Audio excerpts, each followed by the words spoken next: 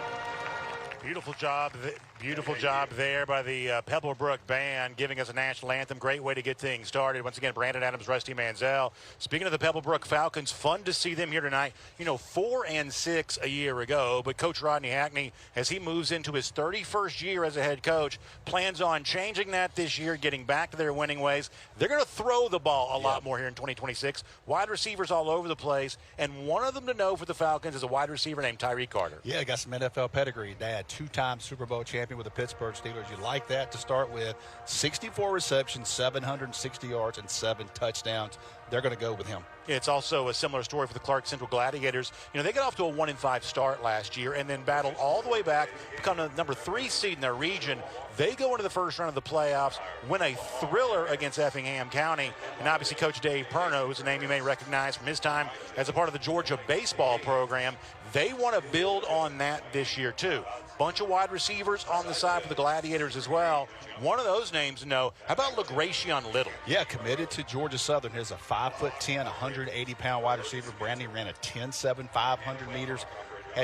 Only had 28 catches, but he also had 7 touchdowns. So it tells you how dangerous he is. He'll play both ways for Clarke Central. So look forward to 2 playmakers out on the edge today to highlight this game. A lot of new names you'll see today with Pebblebrook, Clarke Central. I'll tell you this, I was down the field before. Clarke Central looks really good in uniform. Yeah, they absolutely do, and it's a different vibe here. It's obviously an early start. It's not a Friday, so we're not doing Friday night lights here tonight. We're doing something a little bit more along the lines of a Wednesday evening, but as we told you, you got high-powered offenses on both sides. You could see a lot of points scored in this game. You also have 2 incredible personalities at the head coach spot. Coach Hackney, we told you about. Dave Perno on the side for Clarke Central. Our Kaylee Manziel earlier today had a chance to check in with both coaches. Let's go hear from Kaylee Manziel right now as she is standing by with both Dave Perno and Rodney Hackney. And welcome into the head coach's interview presented by the Gwinnett County Sheriff's Office. I'm Kaylee Mansell with Score Atlanta's Landon Knight. We're here with tonight's head coaches. It's Rodney Hackney of Pebblebrook and David Perno of Clarke Central. Coach Perno, we'll start with you. You spent 11 years coaching this program, multiple region title teams, but when you see the team out behind you right now, what stands out about them so far? Well, they've elevated a lot of things with our program. Academically, our spring practice was better. The workouts this summer, everything we've done has been a little bit more than the last few years. So, now we got to do it on the field. And that's not always easy. It doesn't translate. We're missing a couple key players with some injuries, but nonetheless, I expect us to put a good product out there tonight. And Coach Hackney, you're going into your 2nd season with this team. Last season, you guys went through a little bit of growing pains, but what's the biggest area that you've seen this team grow in the offseason? Really this summer, we participated in the Corky KELL 707 at Georgia Tech, and our guys competed well. And every challenge I've given them this summer, they've stepped up to the challenge. I hope they're ready to step up tonight as well.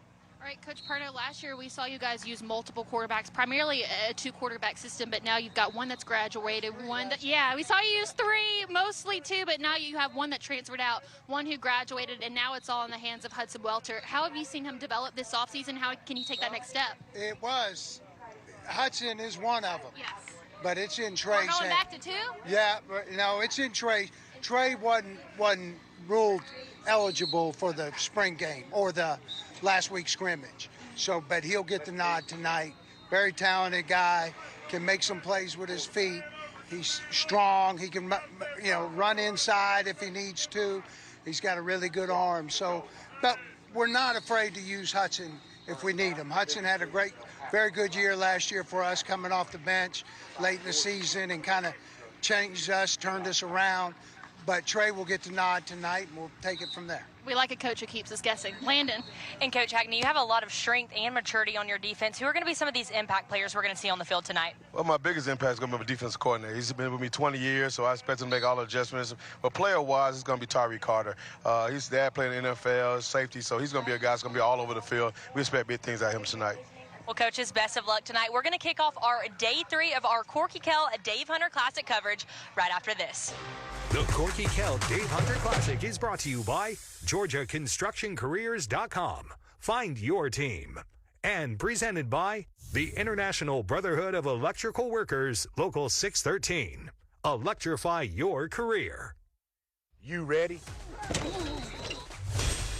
Let's move the chains. Protect the quarterback. Find the open man. Cross the goal line. Turns out the biggest wins don't happen on Friday night. They happen on Monday morning. Find your team at GeorgiaConstructionCareers.com.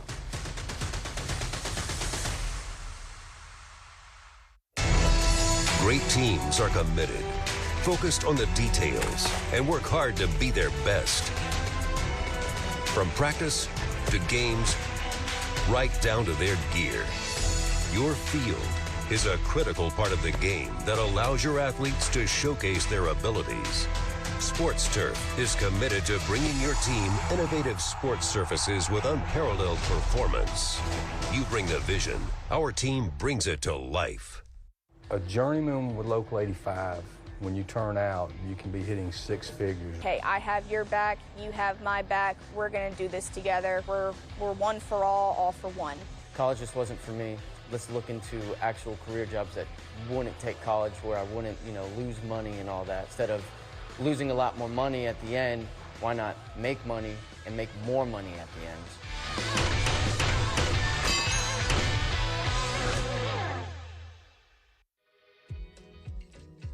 At Breda, we made the decision to invest in infrared cameras. The infrared gives us a unique advantage because we can pinpoint that termite damage. We then use our microwave technology, which allows us to localize our treatment so we can get rid of those termites quicker before that damage becomes extensive. And that saves you a lot of money as a homeowner. Breda, Breda, no need to be afraid of bugs. I'm Matt Higdon with the Teamsters Local 728, and we're fired up to bring you the first quarter of tonight's game. For 75 years, we've been standing strong for Georgia's hardworking men and women. Now we're standing strong with you, the fans. Let's bring the noise and excitement and get ready for a great game of football in Georgia. Welcome back, everybody, to the Stockyard here on the campus of KELL High School. We're about to see Pebblebrook and Clarke Central, the opening game of night 3 of our Corky KELL Dave Hunter Classic. Of course, a big one coming up later on tonight with KELL and McEachern. For now, though, let's give you a weather update. It's brought to you by Inspired Landscape Solutions. It is hot, 92 degrees, a little bit of a breeze blowing, but not enough to cool things off. And that's the story for this earlier start. Rusty, you were down on the field earlier, though. You said field conditions maybe not as bad as you might think. Well, I went to a middle school game last night, so I can tell you it was hotter last night. But listen, it's still 92 degrees. It's still on turf, but didn't feel quite as bad as I thought. I asked some of the players. They said, listen, we're ready to go. They're young. We'll have extra water breaks for these two teams. They've been conditioning in those situations, getting ready for this game, ready for this kickoff. Coin toss took place earlier. Clarke Central won that and deferred. That means the Pebblebrook Falcons are going to go on offense to begin the game. Magdeep received the kick. Ashton Simon, Dontavius Pierce. It's hard not to look at Clarke Central and not think Billy Henderson. Exactly. I mean, just the tradition of that school and these uniforms. Man, it's been a while since I've seen Clarke Central in uniforms, but one of the all-time classics in the state of Georgia for sure. It is a legacy historic program. Our first time broadcasting one of their games, if memory serves. Yep, both of these teams making their first-time appearances in the Corky KELL Classic. The kickoff here is brought to you by Zaxby's. Clarke Central in their customary red and gold. Pebblebrook will have the white tops and the blue jerseys, and we are underway. Game 1, night 3, Corky KELL Dave Hunter Classic.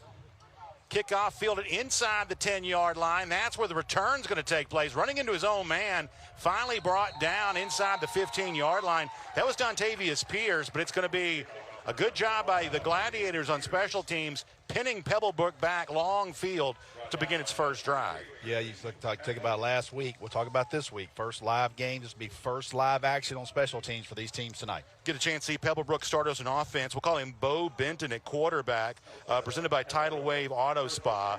As we told you, Rodney Hackney likes his wide receivers. Tyree Carter, we told you about in the open. But they're going to get the ball around to a lot of these guys here today. And, of course, keep your eyes on the running backs as well, including Teontre Gray and Dontavius Pierce, who had the opening kickoff. Benton from the shotgun on first down will throw. That's a pass caught, 20-yard line. Still running 30 across the 35, up near the 40. Nice gain is Tyree Carter. We picked a good one to profile in our open because he shows his athleticism right away. Yeah, you see them waste no time getting the ball. The young sophomore quarterback, Bo Benton. He played in the Georgia League Classic last year. He was over at Lanier High School, transfers over to Pebblebrook, where he is the starter this year as a sophomore. Rusty told you Carter's got an NFL pedigree. His father, Tyrone Carter, a former Thorpe Award winner at Minnesota, won a Super Bowl with the Pittsburgh Steelers. So good genes indeed for Carter. Running play gets to the 41-yard line. That was Pierce. That'll bring up second down. We'll see our Clarke Central starters on defense, also brought to you by Tidal Wave Auto Spa. You talk to Dave Perno, he says, hey, we're going to go as far as this defensive line takes us. Cameron Barnett, Naquavius Benford, Ashton Flanagan, probably overachievers up there. Likes his linebacker core a lot. Very experienced in the secondary. Bennett wants to run here. Gets up to the 45 before almost really slipping down. That's going to bring up third down now. Great protection there by the line, and I like the young quarterback. He couldn't find it. He didn't press it. Gets up the field for about a gain of about 5 yards, but didn't push the ball down the field. I will say that time, though, the Pebblebrook offensive line, great job protection up at the back end of Clarke Central. Did a good job of covering up. Didn't leave him anything. Nice play there early on by Pebblebrook's young quarterback to read that and get what the defense was allowing. Third and about 6. They need the 48 for a first down. They got 4 receivers here. And a man at the bottom. 4 across. Now man creeps up, extra rusher. Ben wants to throw. That's incomplete, and they're probably lucky that it was because Braylon Harper, a junior defensive back, was coming over. He had a beat on that with a chance at interception. Instead, though, incomplete, falls harmlessly for a fourth down. Yeah, ball was a little bit underthrown. If you're going to have your wide receiver go over the middle like that, you got to hit him in the chest. Unable to convert right there, they'll punt. That's going to bring out Dimitri Griffin. He's a sophomore wide receiver by trade, but he'll moonlight here as a punter. A couple of deep men back for Clarke Central, including Braylon Harper, the deepest of them. Snap away, kick, pretty good one. Yeah, a lot of height. Going to be caught right there at the 23-yard line. Big hit on the 37. 16. Closing in on that. Nice play special teams-wise for Pebblebrook. Antonio Martin. So we've seen the special teams get involved for both teams. Clarke Central gets its first offensive possession coming up. We are underway at the Stockyard in KELL. Having a great time. Night 3 of our Corky KELL. Dave. Freedom feels good, and it starts with your money. The best place to free up your budget is Atlanta's independent station. Getting by better from Atlanta News First. First with financial answers and simple solutions to help you spend smarter, save faster, and stop living paycheck to paycheck. From grocery bills to credit cards and planning for retirement. This is the daily update that pays off. Watch Getting by Better weekdays at 3:30 on Atlanta News First. And streaming free on ANF+. Independent, first for Atlanta. HIGHSCHOOL.com to apply today.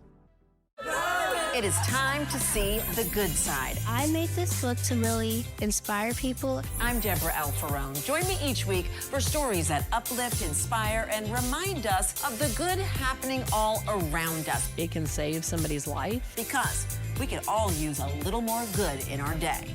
The Good Side, Saturdays, only on Local News Live. Check your local listings on localnewslive.com.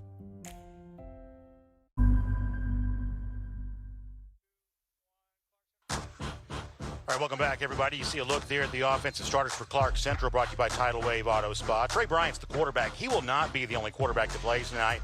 We think Hudson Welter's going to play, too. Pair of running backs going to get a lot of touches tonight, Faustino Rangel and Christian Padgett. That's going to be a big part of the offense. We told you in the open about LaGracia and Little. LG, he likes to call himself. They've got a stable of receivers, one of which goes in motion there on first down. It's Jordan Jones, the junior. Whistle blows before the snap, so we don't see the Gladiators' first play yet. 5-yard penalty, still first down. Hebron Ellison, big 55. Big 6'5", 6'4". I liked him earlier. Take a look at our officials, brought to you by the Georgia Army National Guard. Joe Walker's your referee. Lamar Harris, Jason Chris, Blake Hayes, Wayne Dotson, Supreme Jones, Anthony Bro will round out the rest of that group. Appreciate what they do for us. You see the running play there, wrapped up, trying to fight to get free, won't be able to do it. Antonio Martin, one of the linebackers, in on that stop, and nothing doing on the running play for Clarke Central there on first down after the penalty. Yeah, a little miscommunication on that play. You see the Clarke Central wide receivers talking to the sideline, were unable to get the correct call, busted play to be second down and about 20 now. 3 receivers right side. Jordan Edwards, that's the son of Robert Edwards wearing number 11. He is a load in the middle of the field. Yeah, junior tight end, comes over from Washington County. His dad now on the staff at Georgia, transfers up to Athens. He has an early offer from Arizona State. Hines Ward made him his first offer. There you go. Has a couple offers. We enjoyed seeing him at the Georgia League Classic last year. You see sweep, maybe positive yardage, but thus far the Pebblebrook defense is all over the place. I can guarantee you Pebblebrook is going to run to the football. Before we see our next play from scrimmage, let's go down and check in the sidelines. Our good friend Landon Knight standing by. Actually, will be all night long. Landon, take it away. Landon Knight reporting live from the sidelines, presented by Sam Savant. Earlier this week, I had the opportunity to catch up with Pebblebrook football head coach Rodney Hackney, and he said he actually had the privilege of coaching his current offensive coordinator. That's Coach Garrett Cooper. He coached him at Riverdale, and Coach Cooper was an all-state player there, but he said it's truly been a blessing to have him on the coaching staff. Rusty? Really good stuff, Landon. Thank you so much for that. And, yeah, great to hear from Coach Hackney, and he loves his staff. And he himself has put an incredible career together. Yeah, man. Coming into year 31 as a head coach, saying, listen, I'm on a year-by-year basis. As long as I enjoy it, I'm going to keep right on doing it. Yeah, man. Got a chance to meet him when he was at Riverdale many, many years ago, and just does a great job. Always kind of know to expect out of him. And I can tell you right now, as you see it really quick, Pebblebrook can run to the football. You're going to have to run right at them. I don't know if you're going to get much success east-west on them. I think if I'm Clarke Central, I'm going to come back. If you don't get anything here next series, we're going to come back downhill to this Pebblebrook defense.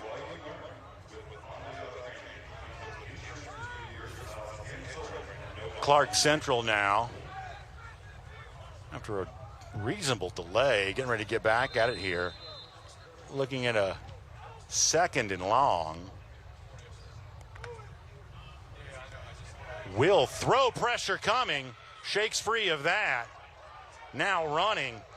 Bryant showing the speed, lowering the shoulder at midfield. He moves the chains. How about that play by Trey Bryant? Great play right there to get that first down on a long down and distance. And they're going to hurry up, Brandon, back on the ball, but a little bit of busted leverage here by the outside linebacker from Pebblebrook.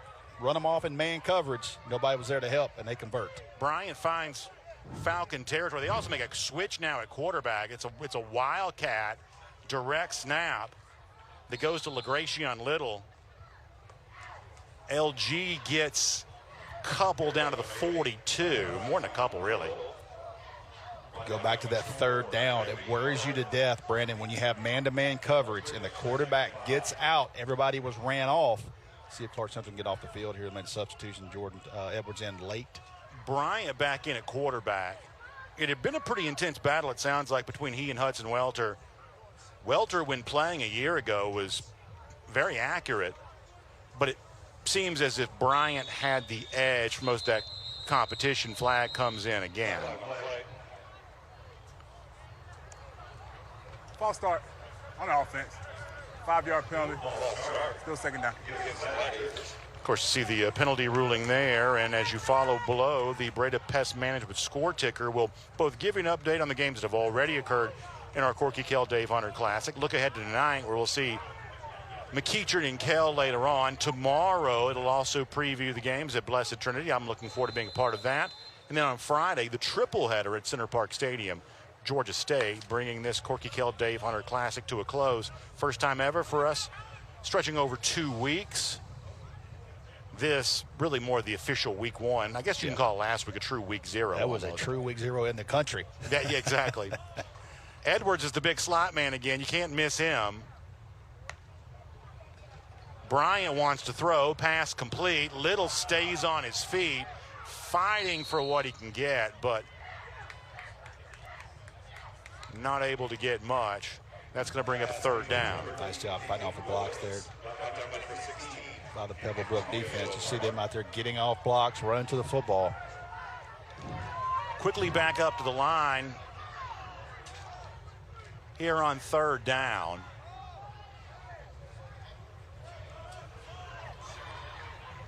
Bryant, who was playing with pace earlier,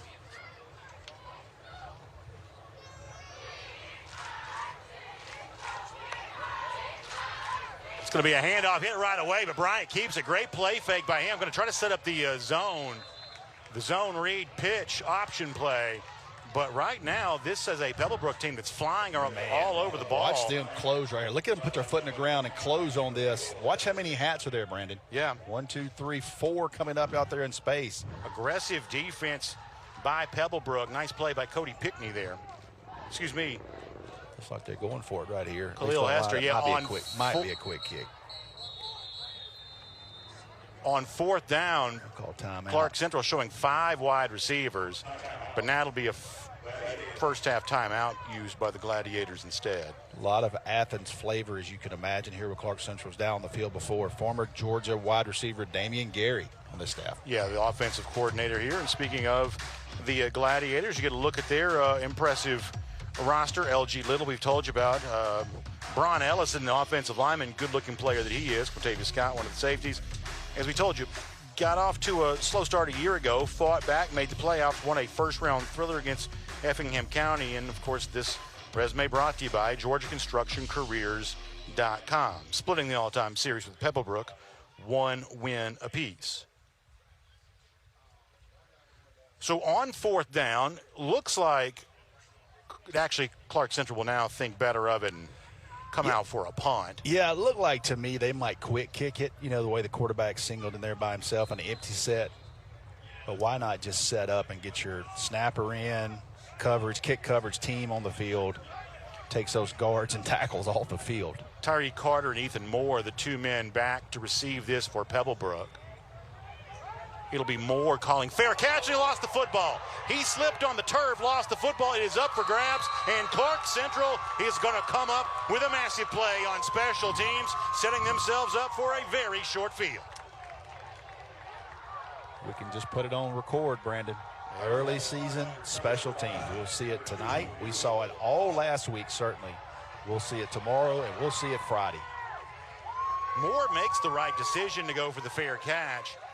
Foot just slipped out from underneath him, and then after that it was a free-for-all to see who comes up with the football. That turnover powered by Yancey. And now for Clark Central, trying to take advantage of the first miscue of the game. It'll be Bryant still in at quarterback. Christian Padgett will be the tailback. They want to lean on these backs, but they haven't been a big part of the offense, at least as of yet. You see that front, they're shoe-to-shoe right now. I would be coming right at this Pebblebrook team because you do not want to go sideline to sideline. See if they come up the middle at them right here. Padgett, a deep tailback. They're going to roll right. Bryant going to keep it, and he's going to lower his shoulder again, and he's going to get stopped. Didn't give it to him, yep. Bryant's not afraid of contact. Yeah, I mean, that was a great job finishing, but watch this Pebblebrook defender come up, and you're going to see him square him up, Brandon. I don't think he got in. Watch him square him up right here. Boom. Big collision right there. Referee's right on it, Right there too. on top of it. Yep. I think that was the defensive end, Nico Benton, who laid the big hit on Bryant. Second time Bryant has not shot away from contact, but this time not enough to get him into the end zone. It's Rangel in at tailback. Handoff goes to him at the line of scrimmage. Touchdown. He gets in for a touchdown. Faustino Rangel gets the Gladiators on the board, taking advantage of the miscue. That's a touchdown presented by Iron Workers Local 387. Nice job there, second effort. He gets stood up right there. Watch him keep driving his legs, lowers himself, and falls into the end zone. Good job. Way to finish off a tough run there on the goal line.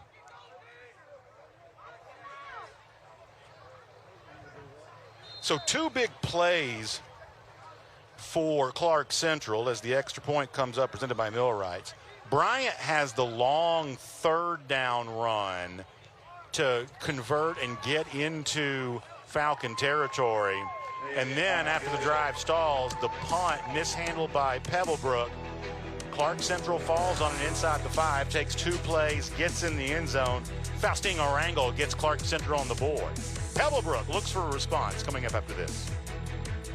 Beginning the morning you opened your eyes, we spent every waking moment preparing you for the day you'd leave our nest. Whether it's driving to practice or helping with homework, it's all prepared you for, what am I going to be when I grow up? Will you be ready? After much thought, I made my decision to take my talents to the IBEW Local 613. The International Brotherhood of Electrical Workers is not simply a job, it's a career. Visit IBEW613.org to begin a new future today. The big seller was no student debt. That was a big thing for me. You work and make money while you're going to school. You learn on the job as well as in school. It's all around. You can't beat it. It's just a good feeling. It's you work with your hands. You did all that yourself, and it's paying off. And I'm not even through with school yet. You know, my career is just getting started. Looking back, it's a very incredible feeling.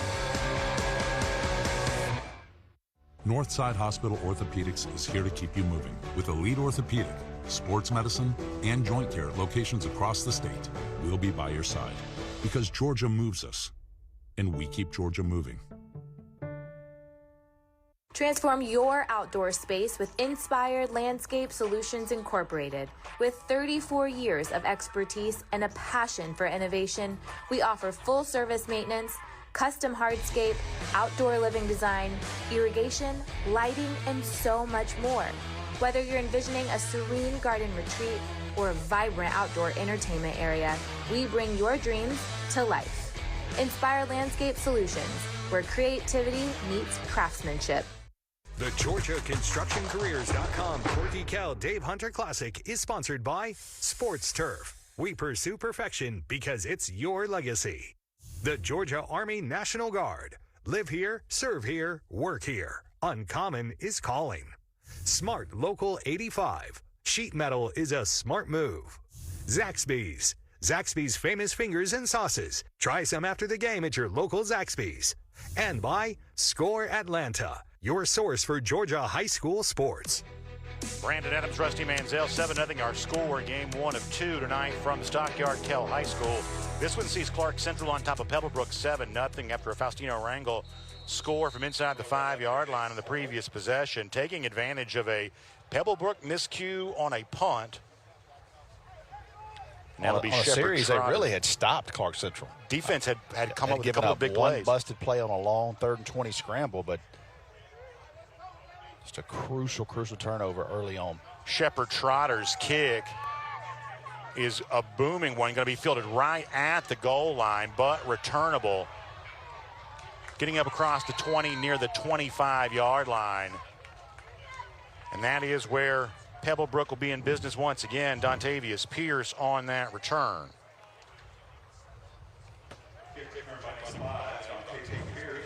Another chance to see the sophomore quarterback, Bo Benton. Had some JV experience a year ago. First time starting in a varsity situation here as a 10th grader. Yeah, pretty tough, man. You start on TV, Clark Central. So he does. Had pretty good opening drive, just unable to convert a 3rd down. See if they go back to the air right here. Had a good scramble, though, on one play. Benton's got 2 backs, 1 on each side. 2 receivers off to the left. Running play on 1st down. Get you right to the 25. That is a second down coming up. Desmond Barnes toted it for the Falcons. He only come out of the game.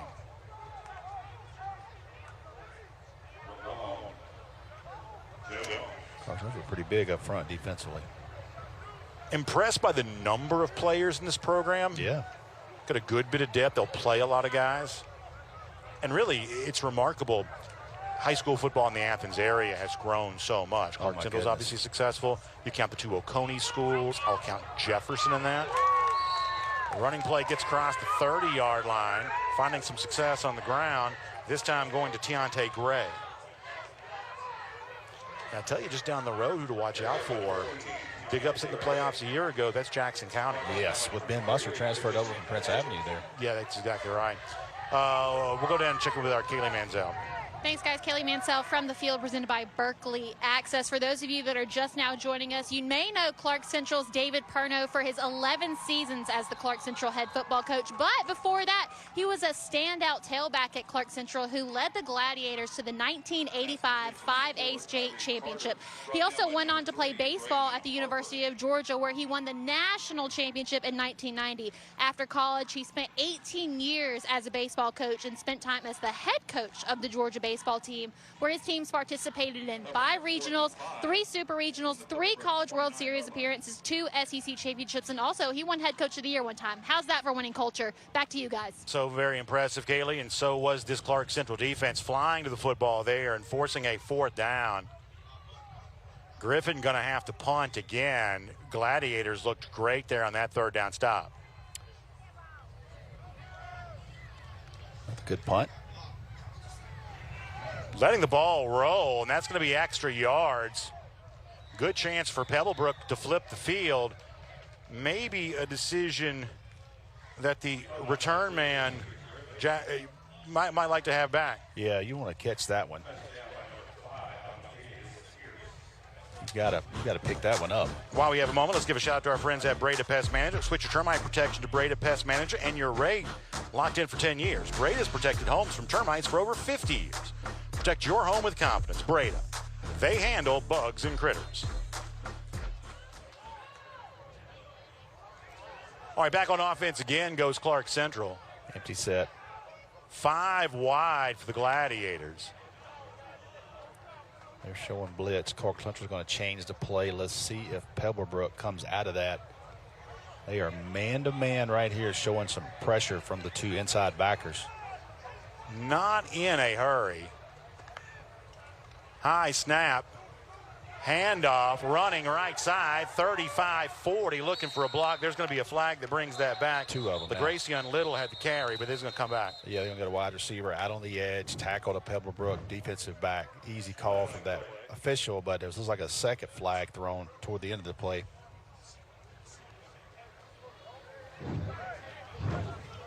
So flag going to bring that back. From the previous spot, replay 1st down.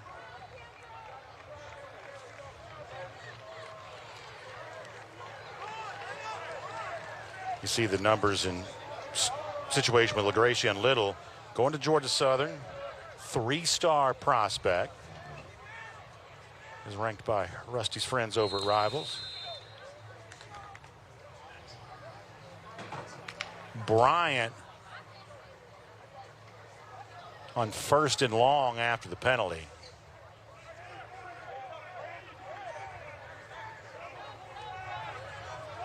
Bright sunshine here on a Wednesday evening. Man goes in motion, a little orbit to the left side, handoff up the middle, and once again, Pebblebrook just really unyielding there. Nico Benton, the defensive end, one of the guys in on that stop. Yeah, good job up front, just kind of controlling that, and both teams still filling each other out, but we did that. We did that. Oh, yeah. See the stats on Little.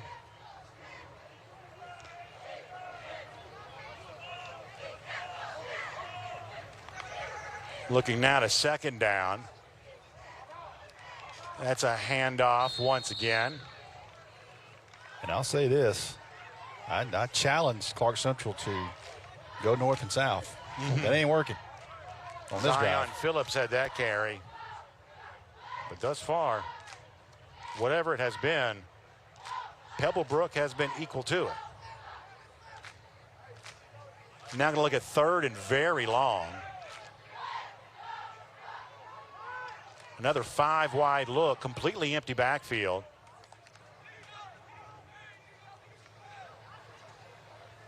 Pebblebrook will keep a deep safety.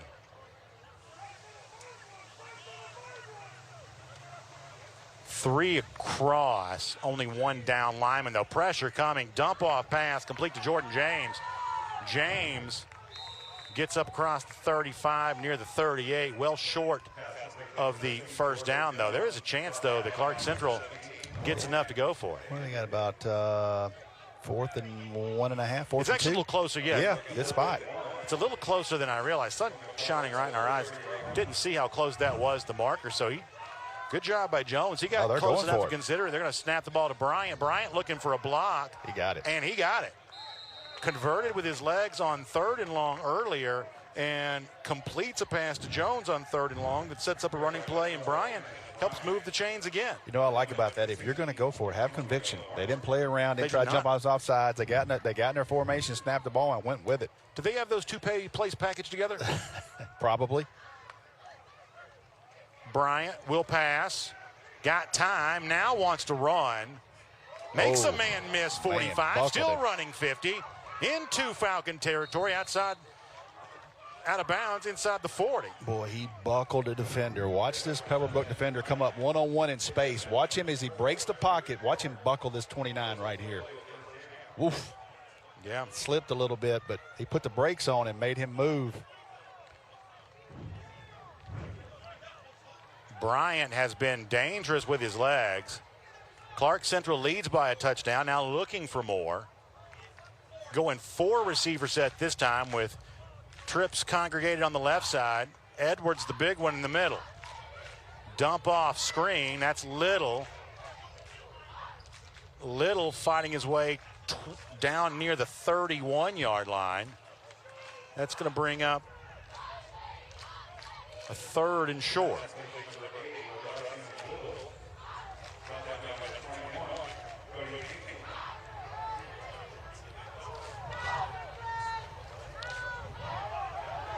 Seems to be right now. If you follow 11, they are going behind him out in the edge, Jordan Edwards. Seems like a pretty good decision to me. He'll keep it again and stays on his feet inside the 20. Nice run. Inside the 15, moving the chains again. Is Clarke Central, and the legs of Trey Bryant prove valuable once again. And that is also going to bring our first quarter to a close. So Clarke Central has a 7-0 lead. Got the football looking for more. Long drive from Athens. But Gladiators feeling good right now. Stay with us. You ready? Let's move the chains. Protect the quarterback. Find the open man. Cross the goal line. Turns out the biggest wins don't happen on Friday night. They happen on Monday morning. Find your team at GeorgiaConstructionCareers.com.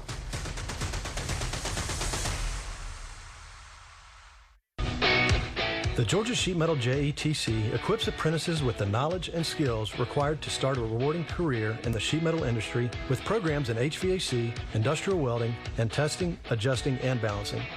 Training is 100% free and allows apprentices to earn as they learn. Journeymen graduate with no student debt and have the potential to earn more than most college graduates. Visit our website to learn more about this opportunity at careersinsheetmetal.com. 4 dealerships, one name you can count on. At Hardy Family Automotive Group, we bring you more inventory, more savings, and more ways to drive home happy in a new vehicle.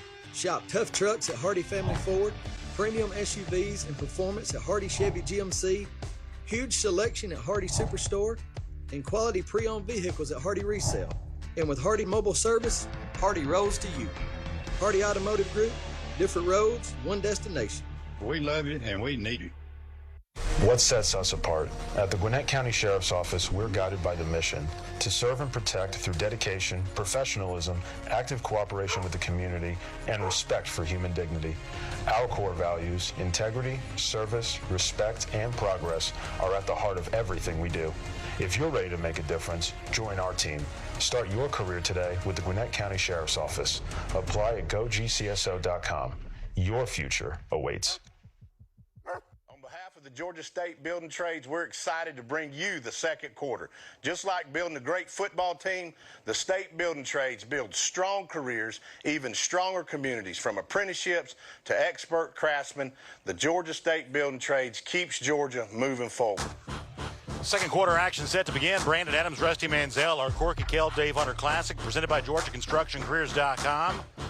Live here from Stockyard on the campus of KELL High School. Happy to have you with us on Atlanta News First, as the high school football season is upon us. See if you follow 11 there at the sniffer position, H-back kind of. Usually been following him. First down here for Clark Central to begin the quarter. Now a whistle blows. They're going to get a false start on Clark Central. Oh, my goodness. Well, you hate to see that. Oh, man. Drive you nuts. I don't care, first game or 15. Y'all know that.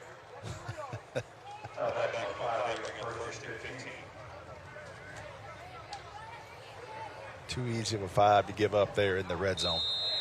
Gladiators scored their first touchdown on a Faustino Rangel run. It is Bryan in quarterback. 3 down lineman for the Falcons. Handoff. Hit right away. Spinning. Ball came free. Loose football. Up for grabs. It was Christian Padgett on the carry. Looks like Gladiators fell on it. In fact, it's going to be the lineman, Skyland Smith, who is going to come up with that ball after it slipped out of Padgett's hands. Man, Pebblebrook staff sitting beside us. They could not believe they didn't get that ball. So this Gladiator drive going the wrong way.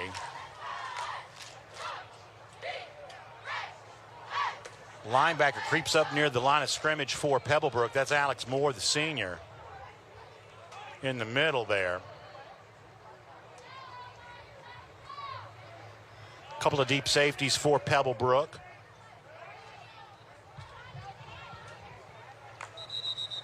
Whistle blows again. Delay of game. Oh, my goodness. And that's going to be a delay of game. So we've seen on 3 consecutive attempts at snap, 2 go for a penalty.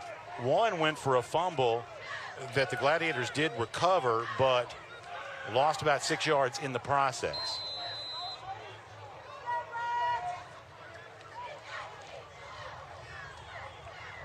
The line to make is all the way down at the 6-yard line with the ball resting at about the 31.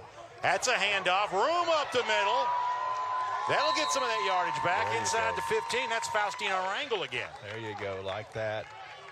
North-south, get right at him. See who makes a good block up front. You're going to see the double team right there on number 17. Good block by number 55. Hebron Ellison, senior offensive lineman.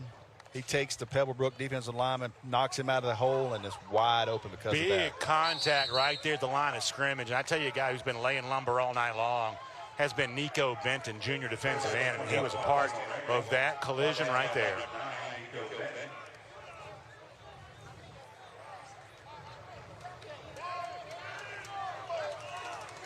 So it's 4th down. That's going to bring out Shepard Trotter for a field goal. This will be 31 yards. Low snap. Hold was a good one. The kick is good as well. And Trotter makes it 10-0 Clark Central. So maybe for the Gladiators, you're wondering, could that have been more? A couple of miscues prevent touchdown. But you can't complain about a 10-0 lead. That's what Clark Central has right now. We'll be right back. Here in Georgia, I know you've seen lawyers boasting big recoveries. But in reality, I wouldn't wish that upon anyone. Because behind that big recovery is a lot of pain and suffering. As a personal injury attorney, I can't undo the damage done. But here at Meeks and Patwall, my team of attorneys will fight to get you the justice that you deserve. Let Meeks and Patwall fight for you. Freedom feels good, and it starts with your money. The best place to free up your budget is Atlanta's independent station. Getting by better from Atlanta News First. First with financial answers and simple solutions to help you spend smarter, save faster, and stop living paycheck to paycheck. From grocery bills to credit cards and planning for retirement. This is the daily update that pays off. Watch Getting by Better weekdays at 3:30 on Atlanta News First. And streaming free on ANF+. Independent, first for Atlanta. It is time to see the good side. I made this book to really inspire people. I'm Deborah L. Ferrone. Join me each week for stories that uplift, inspire, and remind us of the good happening all around us. It can save somebody's life. Because we could all use a little more good in our day. The Good Side, Saturdays, only on Local News Live. Check your local listings on localnewslive.com. It's right here on Atlanta News First. 10-0 our score. Clarke Central on top of Pebblebrook. Second quarter action of game 1 of 2 on 9-3 of the KORKY KELL Dave Hunter Classic.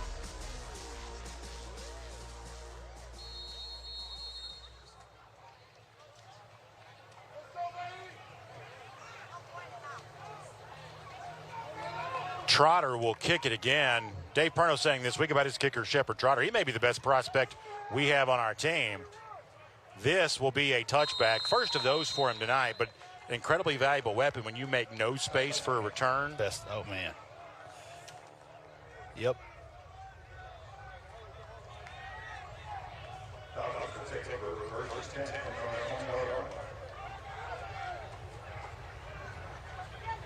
So a chance to see Pebblebrook going back on offense.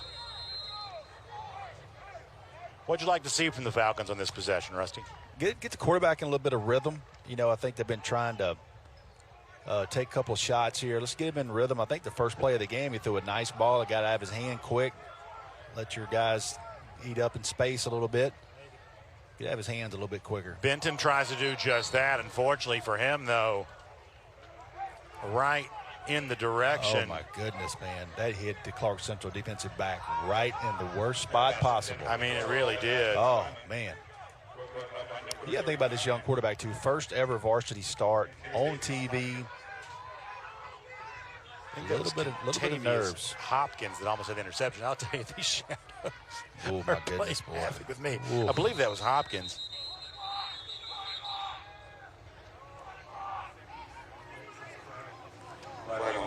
False start on the offense. 5-yard penalty, second down. All right, so back up Pebblebrook. Yeah, playing mind a change right here. But I agree with your point. For a young quarterback who's, got some confidence, finding a way to get him in a rhythm here to begin this game, or at least in this early stage of the first half, makes some sense. Benton pulls back on a throw, then he's going to run it, getting up across the 25-yard line. So perhaps that's what it takes to get him going. He gets to 27. Nice gain for Benton. Yeah, you get hit one time. They go to these scrimmages, they don't get hit. So you get hit a little bit, get into the game.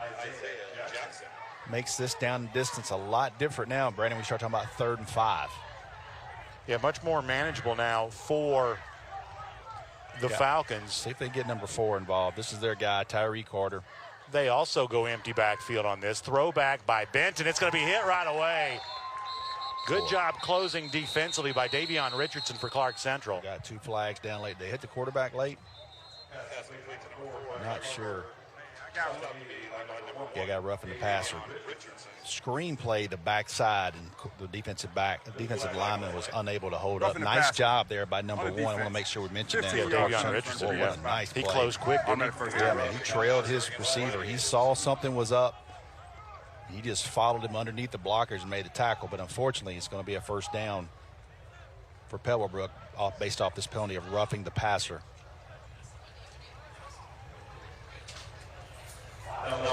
We talk about it a lot, you know, set up a screen, it creates a lane to the quarterback. It's easy to want to take that extra step. And and especially, too, you get the big D lineman that close to quarterback. Because it's never going to be that easy to get to him. The problem is by the time you're there, he's already released the football as the play is designed to be.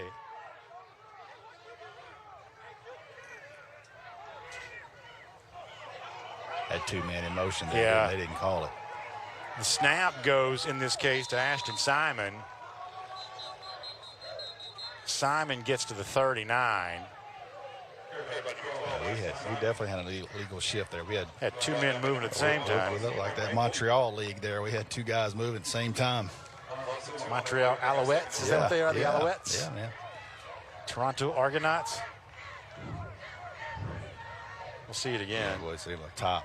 A little late there. Good job there getting up the field. Missed tackle, but you see him running to the ball. Clark Central running, flying around. Good effort there. Behind the chains again.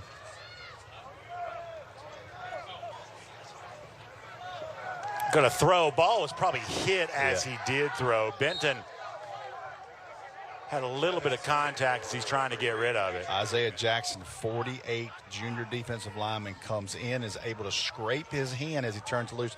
They were taking a shot down the field, but able to hit his arm and impact that pass.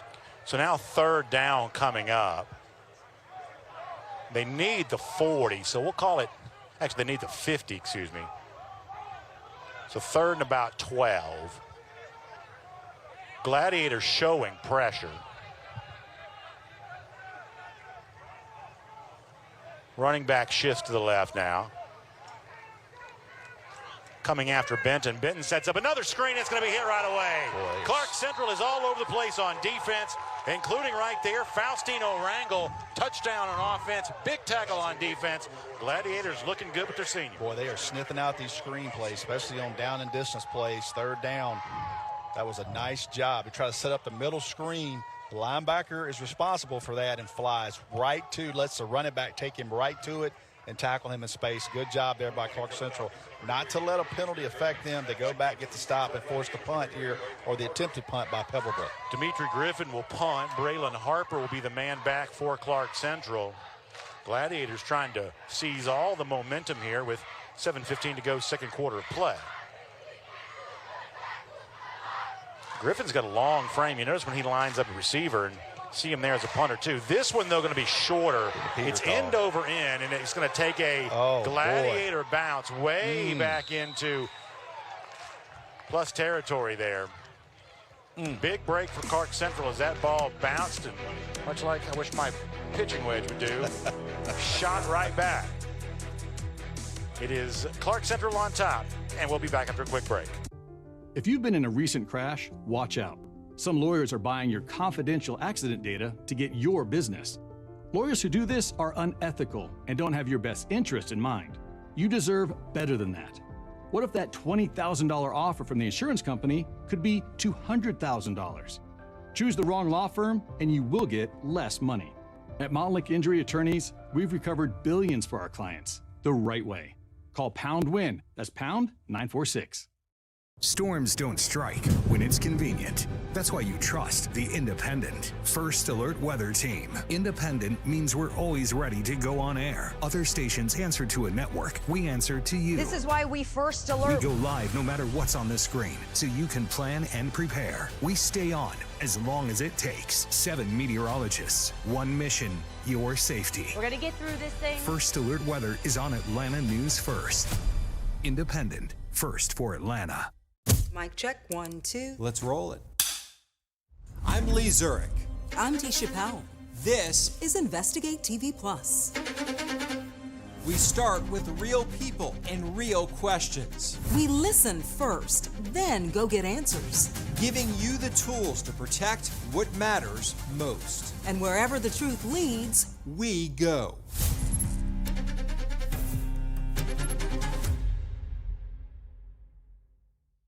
Visit south.edu. South College, where dreams find direction. Clark Central on top, 10-0. Brandon Adams, Rusty Manziel. Got Landon Knight and Kaylee Manziel hanging out in our host position as well. It's game 1 of 2 here this evening. Later on, what a matchup it's going to be. The homestanding KELL Longhorns hosting the McEachern Indians. I mean, you're talking about a fantastic matchup. We ain't got to sell that one, I can promise you. No. Grown man football. Yeah, you might want to put the kids to bed for that. Yep. They're going to be some big hits. Yep. It's going to be another play going to Little. They like that little jet sweep to him. He shakes free of a tackler and gets inside the 30. Flag comes in late. I think they're going to get a Falcon for a late hit, not necessarily egregiously or intentional. I don't, to me, I get it, but, I mean, when the receiver's still trying to break tackles right here on the sideline, you don't really know where you're at. So watch this way he's running. See that? Yeah, you can't take him to the ground. It is not a malicious play, but it is a penalty. Yep, out of bounds. Personal foul on the defense. 15-yard penalty. We'll say a quick hello to our good friend and former Georgia head coach Jim Donnan, who's watching. Now my teammate on UGAsports.com. Right. And listen, it's early in the day, but when you get we're doing a good job from Coach Donnan. He is really honest now. I will take so that. We will take those. Glad to have Coach tuning in today. I know he loves. As big a fan of the sports. He loves football. Oh, I texted him today and told him it was on. Shoot, Coach Donnan's locked in for the rest of the night. As big a fan of the sport and a great ambassador for the sport too. Yep. Obviously, as a player, coach. Coach Robert Edwards, so he knows Jordan and Jordan Edwards here. Coach Damian Gary, all those guys. Brandon Miller is on the Clark Central staff too. That's right, out of Greene County. Yeah, if you want an Athens flair from an Athens team, you definitely have it. No doubt. Josh Brooks' son is a wide receiver, Jackson Brooks. How about really what good he did a couple weeks ago? Did you see that? Holy smokes, man. Now, when I tell you his mama must be a hell of an athlete, his mama must be a hell of an athlete. I promise you that. Congratulations to Josh Brooks and his family and his son. It's great to see. I love that he's playing two sports, man. I love he's doing track. Yeah. You know, and successful on the national level, but comes back to play football. I love that. They're changing the play up here. They're trying to hurry. Yeah, second down, by the way. Need the 8 for a first down. Oh, my goodness. Coach Perno is not happy. And this is what I'm saying about early in the year. We're sitting in the box. We can hear the coaches. They're trying to change the play, trying to get it communicated down. The quarterback's trying to relay. So it's early in the year. You know, those kind of things will speed up as you go. But they obviously see something. They're screaming to this play. The quarterback's trying to relay it, and eventually ran out of time. But Coach Perno called the timeout, saves that penalty. You see the schedule for Clark Central. Big matchup, speaking of Athens area, back-to-back weeks against Oconee County, then North Oconee, then the huge battle of Athens against Cedar Shoals. That's a 3-week stretch there. Going to be a lot of bragging rights there locally. I tell you what, man, and we talk about Northeast Georgia in the football. And this week is the Hog Bowl, Oconee County, North Oconee. Huge crowd they get for that one. But over 10,000. Yeah. I mean, it's crazy. That'll be a huge game on Friday night over there for that local community, and be a lot of people. Then to the back end, we talked about Jackson County a little earlier. That's an October 30th game. Corey Mobbs. Yeah, Corey Mobbs doing a great job there. And just a population boom. I mean, they've added a lot. And when your population booms, your football roster has a tendency to swell. Yes, you get bigger athletes. Yes. You know, typically speaking, your big offensive and defensive linemen come from these schools that have, big populations. Tell you what, and we've seen him. Eli Knight, 9th grader at Jackson County. Exactly Ian right. Knight's son, 6'5", 230-pound freshman, 2030 prospect. All right, so Clark Central knocking on the door. We're going to quickly check in with Landon Knight. Landon, go ahead. Thanks, Brandon. Checking in live from the sidelines, presented by ACSA. Another full circle moment for this Pebblebrook team. Coach Hackney said there's a special connection within the coaching staff that spans generation. Coach Mike Woods, their 9th grade coach and parent liaison at Pebblebrook, actually coached Coach Hackney when he was a high school player at Mays High School in Atlanta. Together, they won a JV championship in 1989. Years later, Coach Woods joined Coach Hackney's staff and had the opportunity to coach Coach Hackney's son, Ian Hackney, at Riverdale High School in 2018. Once again, they won a JV championship, this time with Ian on the team. Coach Hackney said it's been an incredible full circle story to be a part of. Third down now coming up. Boy, I tell you what, they had that play set up right there. Tip pass. Nice job by the Pebblebrook defense. Little goes in motion. Fake the jet sweep to him. He's going to be hit. That's the quarterback going down. Nice play defensively by Femi Adebayo. Wrap it up, Trey Bryant, bringing up 4th down. Yeah, I've been impressed with these two defensive ends for Pebblebrook. They've been all over the field. Again, going to hold them to a field goal attempt. You got to think if you're Pebblebrook, you take this as a win. Even if you do go up or go down 13 here, could have been a lot more. So Shepard Trotter will come on. Perfect on his only field goal attempt earlier. Now this one will be from 32 yards out. Trotter's kick. Plenty of good. leg. Plenty of leg. Yep. Yeah, Dave Perno's bragged about him. And you see why. So 13-0. Clarke Central on top of Pebblebrook. You know, talking about the Corky KELL Dave Hunter Classic, back-to-back nights, we're going to see the #1 player in the state of Georgia tomorrow night in DJ Jacobs from Blessed Trinity. Tonight, we're going to see the #1 player in the state of Georgia, the 2028 defensive back, punt returner, kick returner, Casey Barner and McKeitron. Let me tell you something. You hadn't seen a gentleman return a punt like this. We had so much since fun Greg a year Reed ago. from Lowndes, I promise you. 3 touchdowns scored 3 different ways, all in the span of about, 6 minutes last year? Let me tell you something. I don't even have to ask Coach May. They're kicking away from him or somebody's in trouble. Yeah, exactly. And by the way, speaking of kicking away and returning kicks, when you think about Pebblebrook High School and kick returners, who comes to mind for you? No doubt, man. Dwight Phillips. Every coach we talked to that was on, facing Pebblebrook, they all said the same thing. They, with all due respect, hated Dwight Phillips because of what he was able to do in the special teams. Brandon, you can coach for 30 years, and you may never coach against a guy that runs a 10-1, ever. Yeah, I mean, our friend John Reed at Rome demanded to do special teams during the scrimmage because they were going to have to play Pebblebrook in week 2. And, boy, speaking of special teams and kick returns, not what Pebblebrook would have wanted right there. Kick returner slips down with the ball. Ashton Simon going down inside the 10-yard line, so inside the 15-yard line. So advantageous defensive field position now for Clarke Central.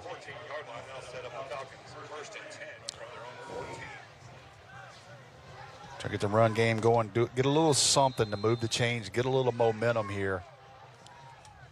See if they can get anything up front going. Been unsuccessful so far.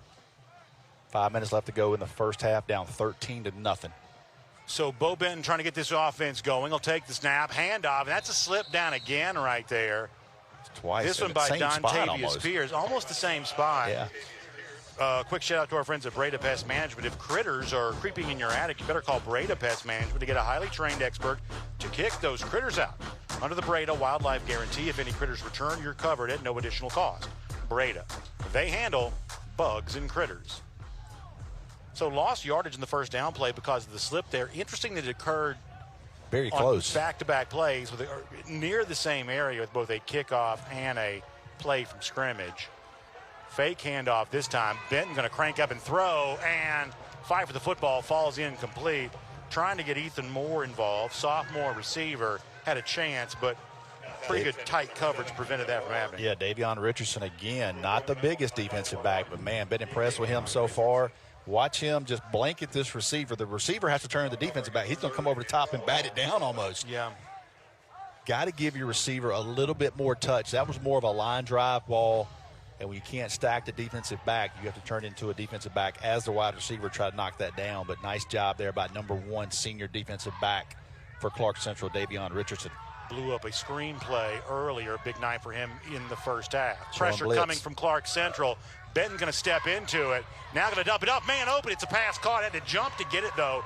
Now running 30, spinning 35. That's first down yardage there for Tyree Carter. My goodness, what a catch, because this ball was overthrown. You want to talk about somebody going, watch him go get it. He wants to throw it right now. He's there. See, and he kind of hesitates. Look at that one-handed catch. My goodness. It's not quite the same, but it's shades of the Cam Coleman viral video. Yes. Now, Cam Coleman jumped out of the frame of the screen, but it's a little bit similar to that where Carter went to get it. If you follow social media, you may have seen the Coleman catch. They basically gave him the Heisman last weekend around the country. It is funny how that happens.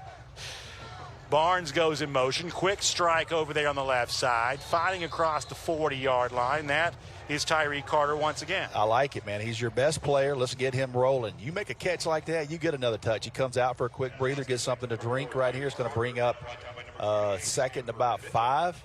Got a little something going. Plenty of time in the half. Boy, it'd be nice to get some points right here for Pebblebrook. 3:38 left in the first half. And really, he gets about 6 there. That makes it just 2nd and 4. So they're finding chunks in this drive have not in any previous possession. Whistle blows, though, right away.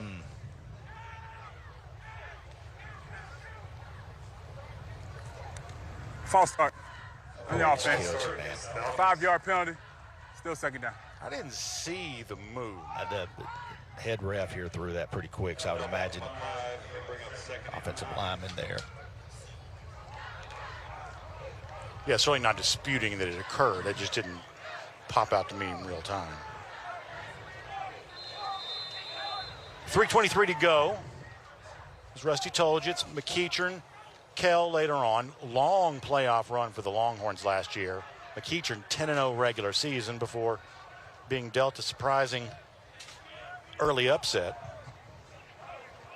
Pressure coming once again. They're coming after Benton. Benton going to crank it up. Deep throw into double coverage.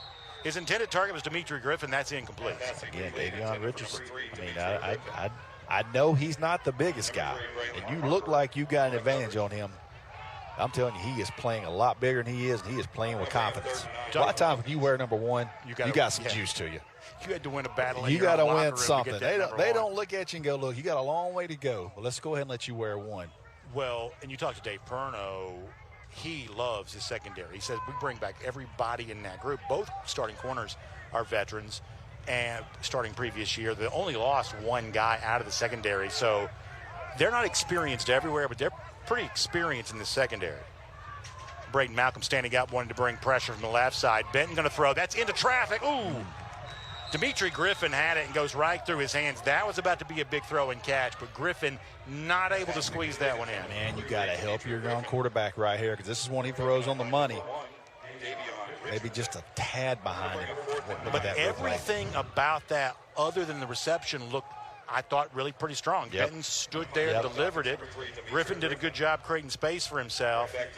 Maybe a slick football, sweaty hands, just goes right through his hands. You look at number 3, and they continue to go Richardson with him, but you see the size difference. I bet you Griffin's at least 6'2" or 6'3", and they're trying to exploit that one. Griffin will stay in to punt. We told you about Jackson Brooks. He's one of the guys back on this. He'll instead go about midfield. That was the distance the punt traveled previously. Oh, ball drops out. He's going to go down to get it. So Braylon Harper goes to a knee to recover the ball that slips through his hands, and at that point, the play is over. But we've now seen both sides with a little bit of a miscue on the punt. And before we see Clark Central back on offense, let's see our electrifying play of the half, brought to you by IBEW Local 613. And how about the quarterback using his legs? Trey Bryant crossing him up and making a miss, and that would have been an effective play even in two-hand touch. Yep.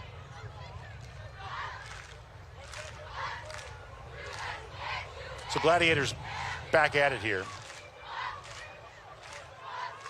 Leading 13-0. Jackson Brooks is in motion. Big play defensively.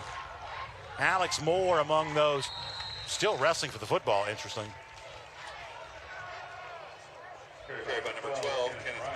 Actually, so Bryant holds on to that. Really good play fake from him. He holds on to it. You saw the big hit on the running back, and then Bryant shakes free of the attempted tackle by Cody Pickney there. So really well carried out play fake by Bryant. Look at 56 right here. It's a sophomore, Braylon Favors, 6'7", 347 pounds. He is a 2029 prospect. Yep. Coach Burno's saying probably the biggest sophomore he's seen. Or coach cranking up, deep throw down the field. Boy, that's not. Oh my goodness. Oh, I don't know. Boy, that's going to be tough because it looked like Cody. It looked like pretty good coverage, all things considered, for the tandem there for. Yeah, I don't. Let's see. For Pebblebrook. To me, the ball looks a little underthrown. LG Little was the intended receiver. Unless his offensive, he tackled him. Yeah, they're going to give it on offense. How about that? Yep, that's the right call because he pulled him down. It might have been an interception. Offensive pass interference on the offense. Half the distance to the goal, half the distance to the goal.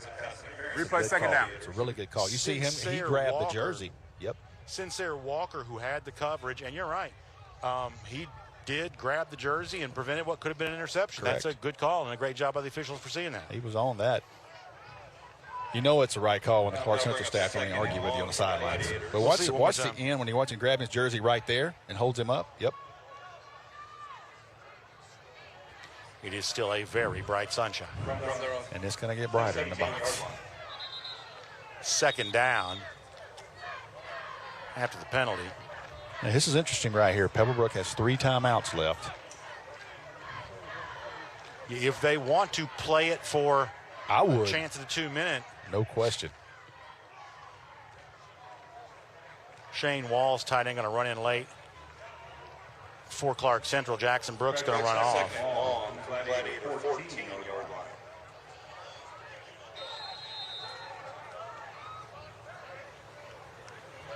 Bryant with a back to his right.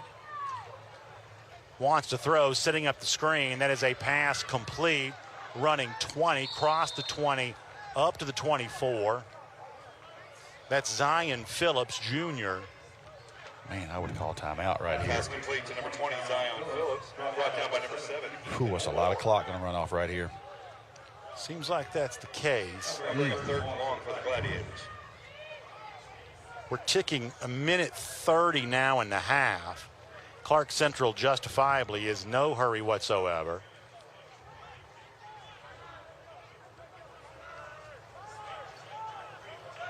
Play clock is also still right now.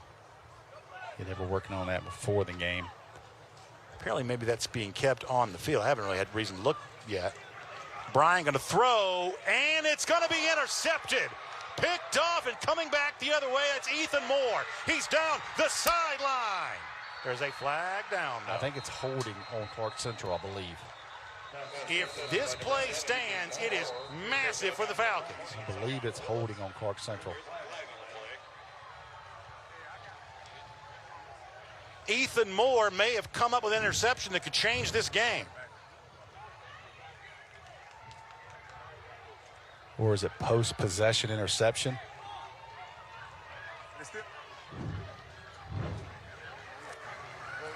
Huh?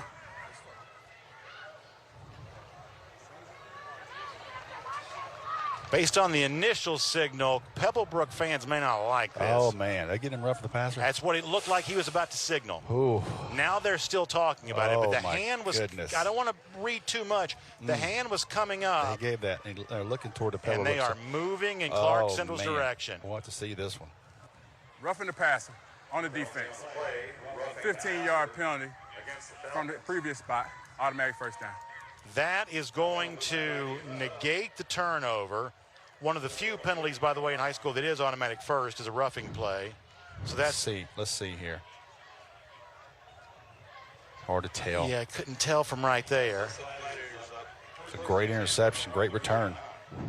I wonder if we have a look at that might show the hit. Boy, that's a big call. It is a huge call, keeping the possession alive, and that is a pass caught. Peyton Willis. And Willis gets into Falcon territory. Now 43 seconds, but the possession for Clark Central, at least at the moment, is almost secondary to the fact they negated what would be a massive turnover and a short field for Pebblebrook. Yeah, wooden set. They're going to back them up easy. Do we have a better look at the roughing? Coach is yelling lightning, which means go quick, go quick, go quick. Unable to get everybody set up.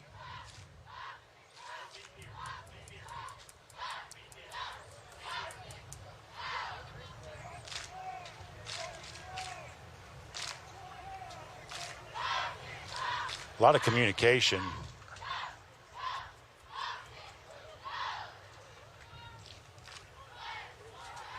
Appears to be something with the chain gang. Yeah, they're trying to get the chain set too. Know if they were able to, they get a flag on that or just waiting on the chains to set?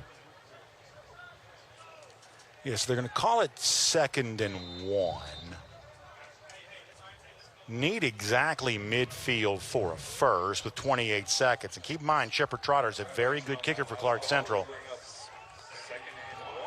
You got to think they are no more than 15 yards or so from giving him a shot. Running play, dancing, moving, driving inside the 45. First down for Clark Central, and now they'll start the clock. Don't forget now, they got a great kicker, so they're getting close to yardage here for that. Yeah, as we said, you know, you're maybe like 10 yards away now from legitimately giving him a chance. Plenty of room. And while we have a moment, we'll check out our Gordo's fan section of the game. Brought to you by Gordo's Cheese Dip. Folks having a good time here today. Yeah, trying to find some of that shade. Listen, a little cheese dip in the shade sounds pretty good to me. And by the way, if you can find some shade today, you're pretty smart because you see a good look there at the Gordo's truck too. The food truck coming out to be with us here today, part of the festivities. Always a lot of hospitality here at the Stockyard. The folks at KELL High School do a great job. And of course, Gordo's has been with us for the Corky KELL Dave Hunter Classic for a good number of years as well. It is something we are very proud to be able to share with them. And all of you too. So clock now sits at 8 seconds. One more timeout for the Gladiators. So you're probably trying to work something. You can work anywhere in the field. Yeah, with you got the whole field. You got the whole field right here. So timeout. you're just trying to work 10, 12 yards. Try to get something here and get your guy in field goal range. And if Bryant scrambles, keeps the play alive, which he has been prone to do, you got to be careful to make sure that if you do make the completion in bounds, you get the timeout called in time.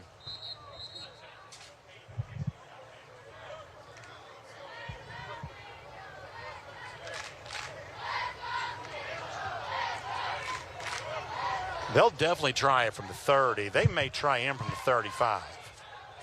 Be a 52-yard kick. They may try it from the 35.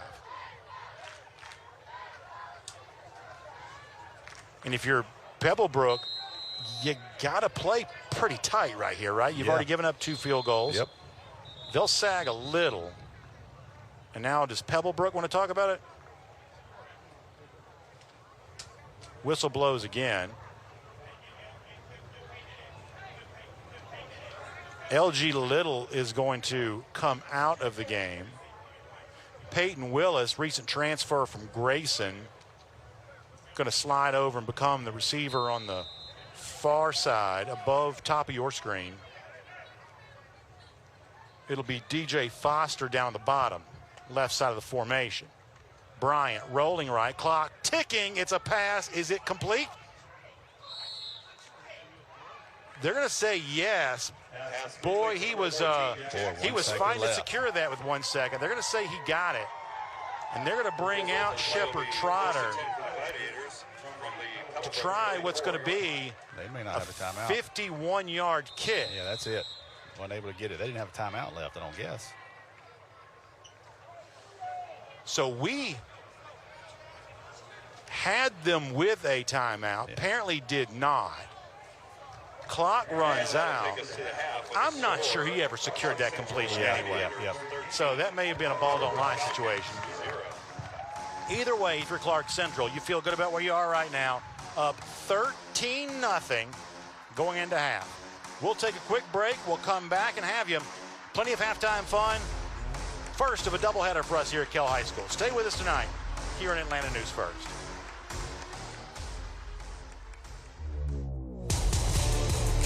Basic combat training is a 10-week experience that will challenge you both physically and mentally.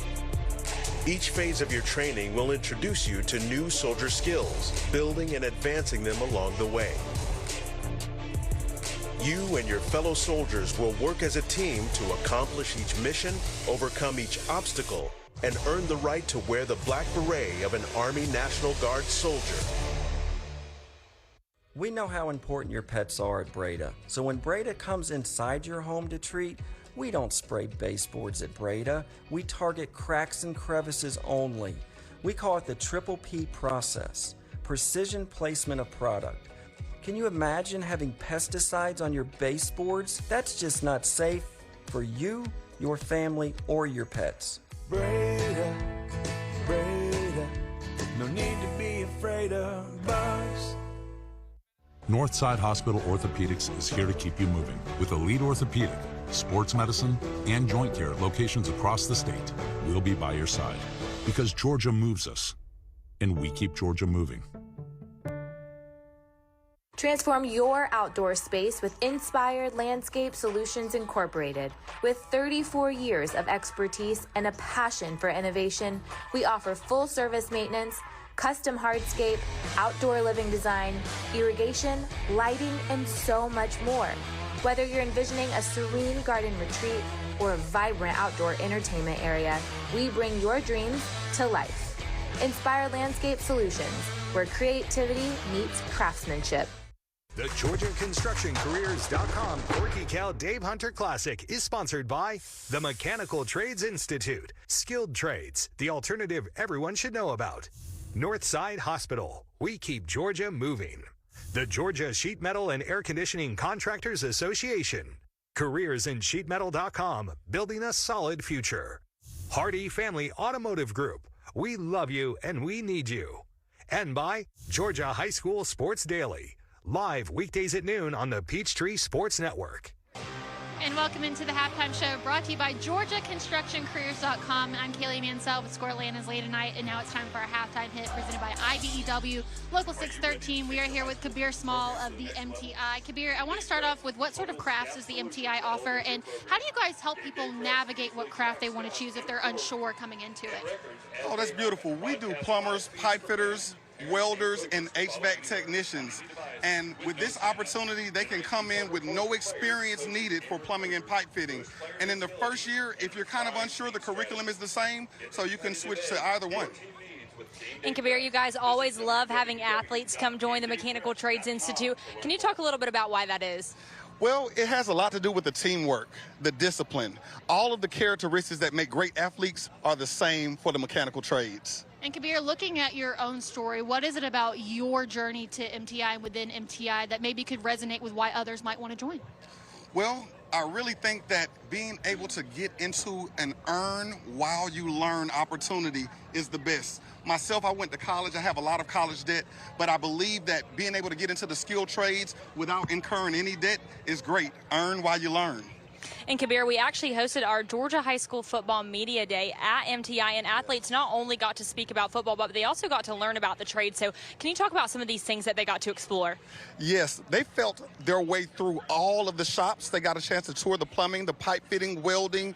And when you're doing that and learning about the crafts, you can almost see yourself doing some of the work. So I thought that was very nice for them to be able to experience. So Kabir, I know you guys get to do a lot of promotional work through high school football. Also, you guys hosted events like Georgia High School Football Media Day where athletes got the opportunity to see it in person, but you guys also host open houses. What do those look like, and what's the appeal of coming to those? The open houses are great because you get a chance to hear all about the apprenticeship programs, learn about the opportunities with Local Union 72, and really explore the different career paths that we offer. And Kabir, can you talk a little bit about why you chose the MTI and maybe some of these special moments and memories that have stood out to you? Oh, man, the Mechanical Trades Institute is just a wonderful opportunity to be able to get into the skilled trades. As the workforce starts to retire, we need new young folks to be able to energize the workforce, and there's so much work right now. It's just a great opportunity to get into the trades. Again, that was Kabir Small with the Mechanical Trades Institute. Kabir, we always love having you. We're going to be right back after a short break with more of the Halftime Show. Stick around. In Braves country, baseball is more than a game. It's a rally cry, a statement, an empire built on big swings, nasty sliders, moments you can feel in your chest. In Braves country, one swing can change the night. Ambushes the first pitch. Shutdown innings can steal momentum. Takes the outside corner. In Braves country, every game matters. Every series is a test for October. And the best place to watch is right here on Atlanta News First. It is time to see the good side. I made this book to really inspire people. I'm Deborah Alfarone. Join me each week for stories that uplift, inspire, and remind us of the good happening all around us. It can save somebody's life. Because we could all use a little more good in our day. The Good Side, Saturdays, only on Local News Live. Check your local listings on localnewslive.com. We've all had help planning for life's biggest moments, except for aging. Many feel completely lost. Aging Untold will help you take control. The only show about aging well. We tackle your questions about getting older with solutions for caregivers. You are not alone. Get answers and encouragement. Make your later years your best years. Aging Untold. Check local listings on aginguntold.com. and welcome to the head coach's interview presented by the Gwinnett County Sheriff's Office. I'm Kaylee Mansell with Score Atlanta's Landon Knight, and we are here with our head coaches for the upcoming game. It's Bobby May from KELL and Kareem Reed from McEacher. And Coach May, we'll start with you. The final game of your season last year saw your #1 running back and Georgia Tech running back commit Mooney Gibson go down with a broken leg. I know he's been recovering from that this offseason. Will he be ready to go tonight? And how have you seen him grow throughout the course of the summer despite being limited? Yeah, I think mostly mentally he's grown. Obviously, being pushed like that in a different way, he's never really had an injury, so overcoming that mentally is big for a young kid. But he's been here every single day, really since his surgery. Got cleared a couple weeks ago, could have played against North Cobb. Wanted to keep him out and make sure he was healthy for this game. So, you know, we'll see what kind of shape he's in, but he's ready to go. And Coach Reed, you have a lot of defensive talent on your roster. Your safety, Casey Barner, actually got his nickname Superman from last year's Corky KELL at Dave Hunter Classic when you guys faced off against Walton. He had that incredible hurdle. But just talk about this edge that he brings to your team. Casey's an incredible talent, obviously.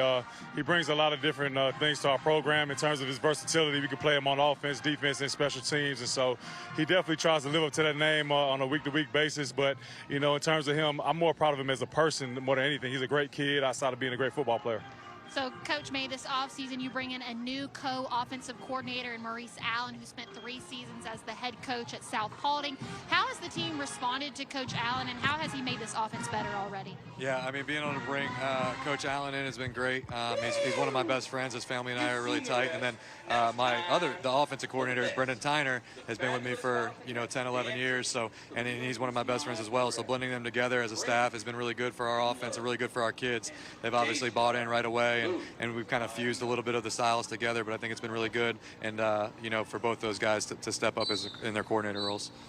And, Coach, another huge part of this defense is 4-star linebacker Jakeem Ghsa. He's committed to play at the University of Georgia. What can we expect from his style of play tonight? Well, Jakeem's actually out tonight. He has a sprained MCL, so we're going to hold him out. He was only about 70%. I didn't feel good putting him out there in harm's way, so he won't play tonight. But Jakeem's another kid that brings another dimension to our program of physicality. He's an older guy, experienced guy that we look to have, with us down the road and make a lot of plays for us. All right, so Coach May, I want to come back to you because, I mean, obviously you've got people even that are watching the game right now saying you can tell how hot it is on TV. Is there a different type of preparation that goes into a day like today where you need to keep your team loose, but you also don't want to overwork them? Yeah, I mean, we've practiced in the heat. Actually, it's a little cooler than we thought it was going to be today, so it's actually, they're probably doing okay. No, I mean, we just got to keep them hydrated, keep them loose, and like you said, not do too much before the game starts, especially when we don't know exactly when we're going to kick off. But the big thing is just staying hydrated and keeping the rep counts for those two-way players. But the kids are going to play until they can't play anymore. So. And Coach Reed, obviously playing in a game like this at KELL High School at their home field, this matchup's going to take a lot of composure from your team. What's going to be your message to the team tonight? Take our training to the game, right? So, I mean, we've had a lot of opportunities to practice, simulate, and recreate the game before we actually got to play it. Now we just got to put it on tape and do what we've done all summer, all spring, and just, have a good performance tonight.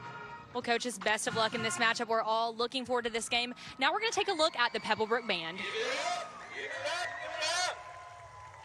Let the Falcons know you see them. The band will close their show tonight with a Pebblebrook band. Clark Central Athletics proudly thanks Akins Ford for its generous support of our student athletes. Partnerships like yours help provide outstanding opportunities for our athletes to grow, compete, and succeed both on the field and in the classroom. Go Gladiators. You ready? Let's move the chains. Protect the quarterback. Find the open man. Cross the goal line. Turns out the biggest wins don't happen on Friday night. They happen on Monday morning. Find your team at GeorgiaConstructionCareers.com. 4 dealerships, one name you can count on. At Hardy Family Automotive Group, we bring you more inventory, more savings, and more ways to drive home happy in a new vehicle. Shop tough trucks at Hardy Family Ford, premium SUVs and performance at Hardy Chevy GMC, huge selection at Hardy Superstore, and quality pre-owned vehicles at Hardy Resale. And with Hardy Mobile Service, Hardy rolls to you. Hardy Automotive Group, different roads, one destination. We love you and we need you. Sports move fast, so your program should move faster. Track stats live, follow the action anywhere, win more games. Scorekeeping and game tracking for your school with Game Day Preps. Clarke Central Athletics proudly thanks Cable East for its generous support of our student athletes. Partnerships like yours help provide outstanding opportunities for our athletes to grow, compete, and succeed both on the field and in the classroom. Go Gladiators! Welcome into the Score Atlanta studios. I'm joined now by Business Manager and Financial Secretary of GeorgiaConstructionCareers.com, Kenny Mullins. Kenny, let's start. Why is now a good time to be entering the construction industry? The opportunities. There's so many open job requisitions now and so much being built across our jurisdiction. It's unbelievable. Some of our affiliates have over 300 open job requisitions right now. So if you're listening to this commercial and you're finding yourself in a position where you need a career and you want a job, go to GeorgiaConstructionCareers.com right now. We can put you to work tomorrow. You have to be able to pass a drug test. I can't express enough why it's such a good time, because opportunity is plentiful and there's many, many jobs out there in all the trades right now. And then what exactly does earn while you learn mean? So that's when you come in without any experience and you get into the apprenticeship program, we pay you to go to school. Our contractors, our partners, we train you on the job and you earn money while you're in school. So you're not racking up college debt, trying to work dead-end jobs, trying to work fast food or whatever you're doing to make a little bit of money to pay for your college. You don't have that. There's no debt. So it's paid for by our contractors, and you're earning while you're learning your craft on the job. And what qualities do employers look for in young candidates? Oh, motivation. They want you motivated, punctuality, leadership qualities, people who are go-getters, can listen, follow directions. And just main thing is when you start out, to keep it simple, if you're a young person and you're starting in the construction careers, being on time is the toughest part to start with. Get up, we start early, make sure you're to work on time, and that's a huge battle, and that's a quality that the contractors look at, the employers want to see, is somebody that they can count on that's going to be on time every day. And how important is safety in the construction industry? Oh, we want to go home exactly the way we come to work. Safety, our safety numbers are the best. If you have accidents on the job, you can't build, you can't get as much work. So it's very detrimental if you have a bad safety record. But the main thing is we want you to be safe. We want you to go home to your family at the end of every day. So safety's #1 priority, and we don't just say that. Even our contractors and our partners, they're going to make sure that you're safe because they care about you and they want to make sure that you go home the way you arrive at work. Kenny, what opportunities for advancement are available in the construction industry? Many, many different opportunities. There's so many different directions you can go in our construction industries, from project management, building information modeling. You can be a journeyman. You can be a general foreman. You can move into leadership. You can move into business owner. You can move into working at the local unions and being the business manager for the different trades. There's so many things you can do in the construction industry, so many types of work that you can do. So there's so many opportunities. I can't name them all, but it's endless. It's the sky's the limit. Thank you so much for teaching us about GeorgiaConstructionCareers.com. Stay tuned. We'll be back for more on the other side. And welcome back to the Halftime Show, brought to you by GeorgiaConstructionCareers.com. I'm Kaylee Mansell, and it's time for our Legacy Moment presented by Legacy Structures. Tonight, Legacy's Moment features around the Clarke Central Gladiators football team, where David Perno is in his 11th season as head coach. Under Coach Perno, they've seen 4 region titles, and last year the team won its first playoff game since 2021 and looks to continue to build on that momentum from the end of last season. With that, we've got first half highlights coming up right after the break. Freedom feels good, and it starts with your money. The best place to free up your budget is Atlanta's independent station. Getting By Better from Atlanta News First. First with financial answers and simple solutions to help you spend smarter, save faster, and stop living paycheck to paycheck. From grocery bills to credit cards and planning for retirement. This is the daily update that pays off. Watch Getting By Better weekdays at 3:30 on Atlanta News First. And streaming free on ANF+. Independent, first for Atlanta. Hiring.com to apply today. I'm Lee Zurich. I'm T. Chappelle. This is Investigate TV Plus. We start with real people and real questions, giving you the tools to protect what matters most. And wherever the truth leads, we go. We're here to help you prepare for aging. Aging Untold will help you take control. The only show about aging well. Make your later years your best years. Aging Untold. Check local listings on aginguntold.com. We got justice. Welcome back, everybody. Brandon Adams, Rusty Manziel from a steamy press box here at the Stockyard KELL High School. It's also been incredibly hot down in the field for these players, but they've handled it great here thus far. Clarke Central on top 13-0 as the half came to a close. Second half coming up. And while we have a moment, why don't we go back and look at exactly how the scoring came together for both these teams a little earlier, and Clarke Central taking advantage of the opportunities that were there for it. Yeah, you see the first play from scrimmage there was a big play for Pebblebrook. Yeah, going to Tyree Carter. Yeah, their guy.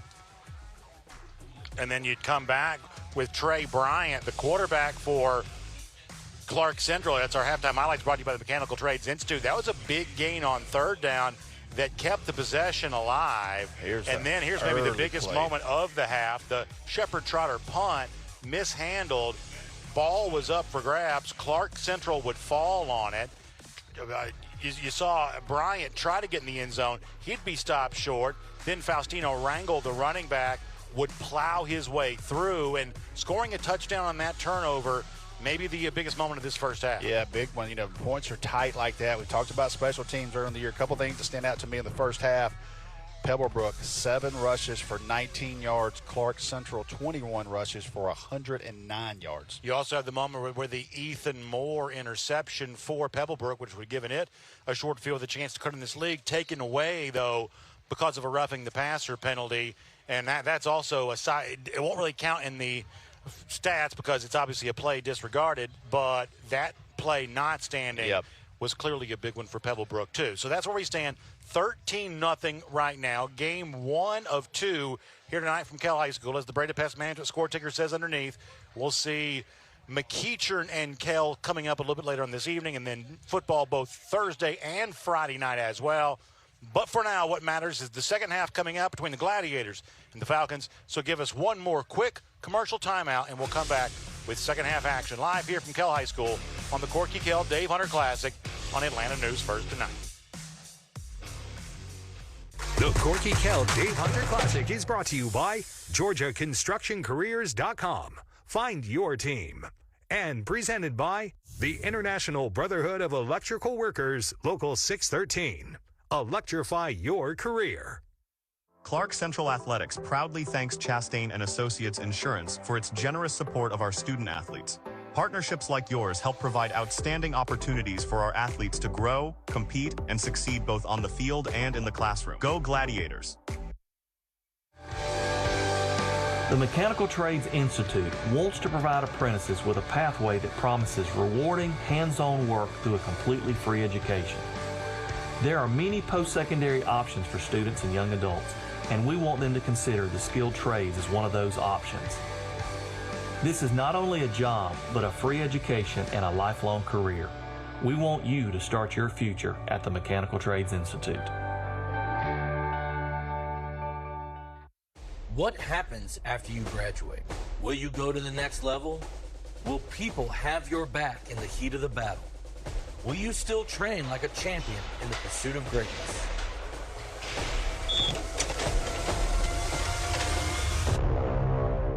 You will when you become an IBEW electrician. To join our team, visit IBEW613.org. Clarke Central Athletics proudly thanks Massey Law for its generous support of our student athletes. Partnerships like yours help provide outstanding opportunities for our athletes to grow, compete, and succeed both on the field and in the classroom. Go Gladiators! Hey, I'm Steve Langley with Smart Local 85. We are proud to sponsor the third quarter of tonight's matchup.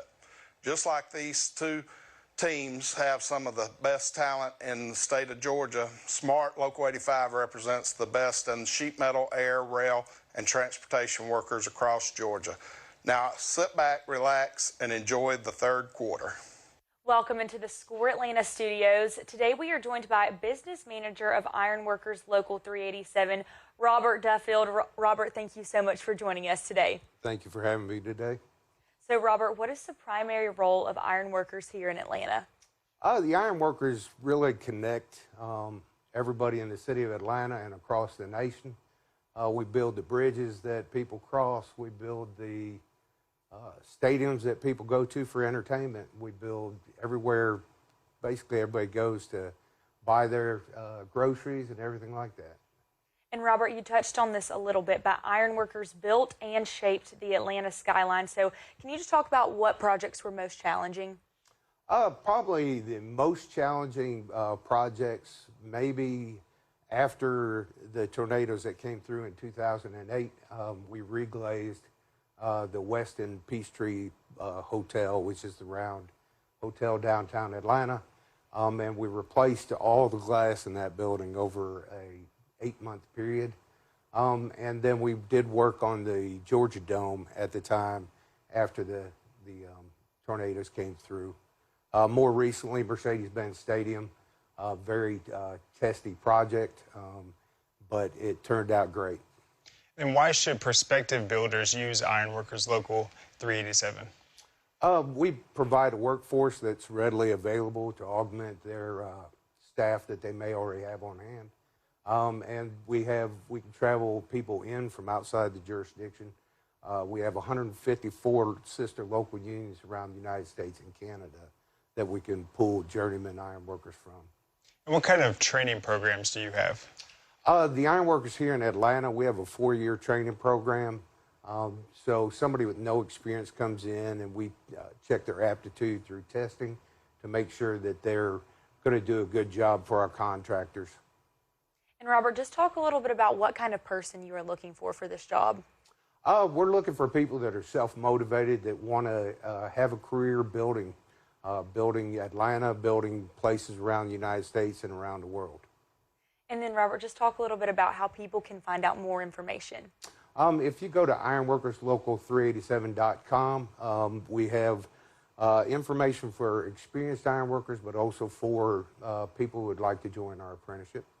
Again, that was Business Manager of Ironworkers Local 387, Robert Duffield. Robert, thank you so much for joining us today. Thanks again. Welcome back into the SCORE Atlanta studios. Now I'm joined by Cobb County Sheriff Craig Owens. Sheriff Owens, thank you so much for joining us today. Thank you so much for having me. Sheriff Owens, first just share a little bit about how the Sheriff's Department is different than the Police Department.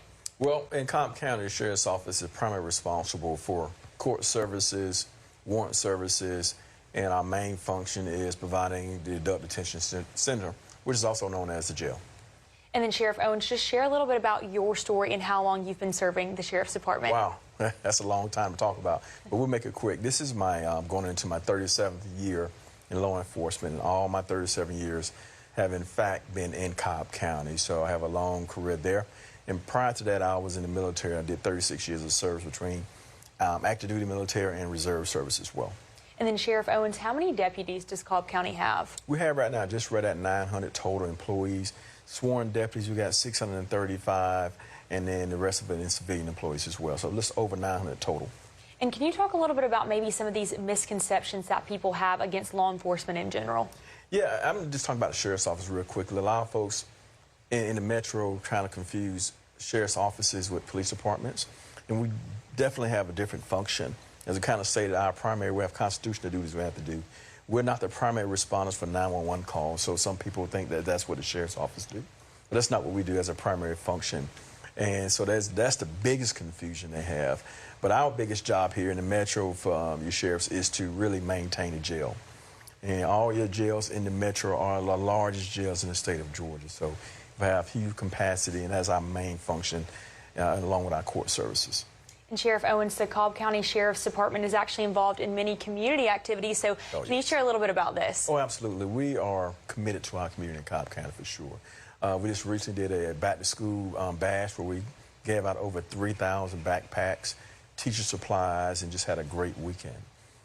We've done several other things, community, free food giveaways, free tennis shoe giveaways. We do a lot in the community because we feel we are important in the community. We want them to see us as a provider, not always as something that can be negative when they see a law enforcement coming.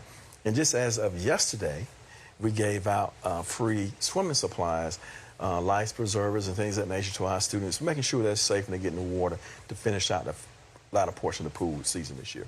And Sheriff Owens, you've actually been a strong advocate to bring awareness and stop any form of bullying. So can you talk about why this has been so important to you? Well, talking with our school system, we really understand that's a problem.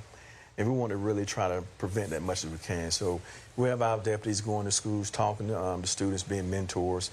And we also was able to get some grants to come in and bring additional program to the schools to help them alleviate some of these bullying issues, give people classes on how to avoid bullies and what to do, how to report them and things of that nature. So this worked very well for us out in Cobb County.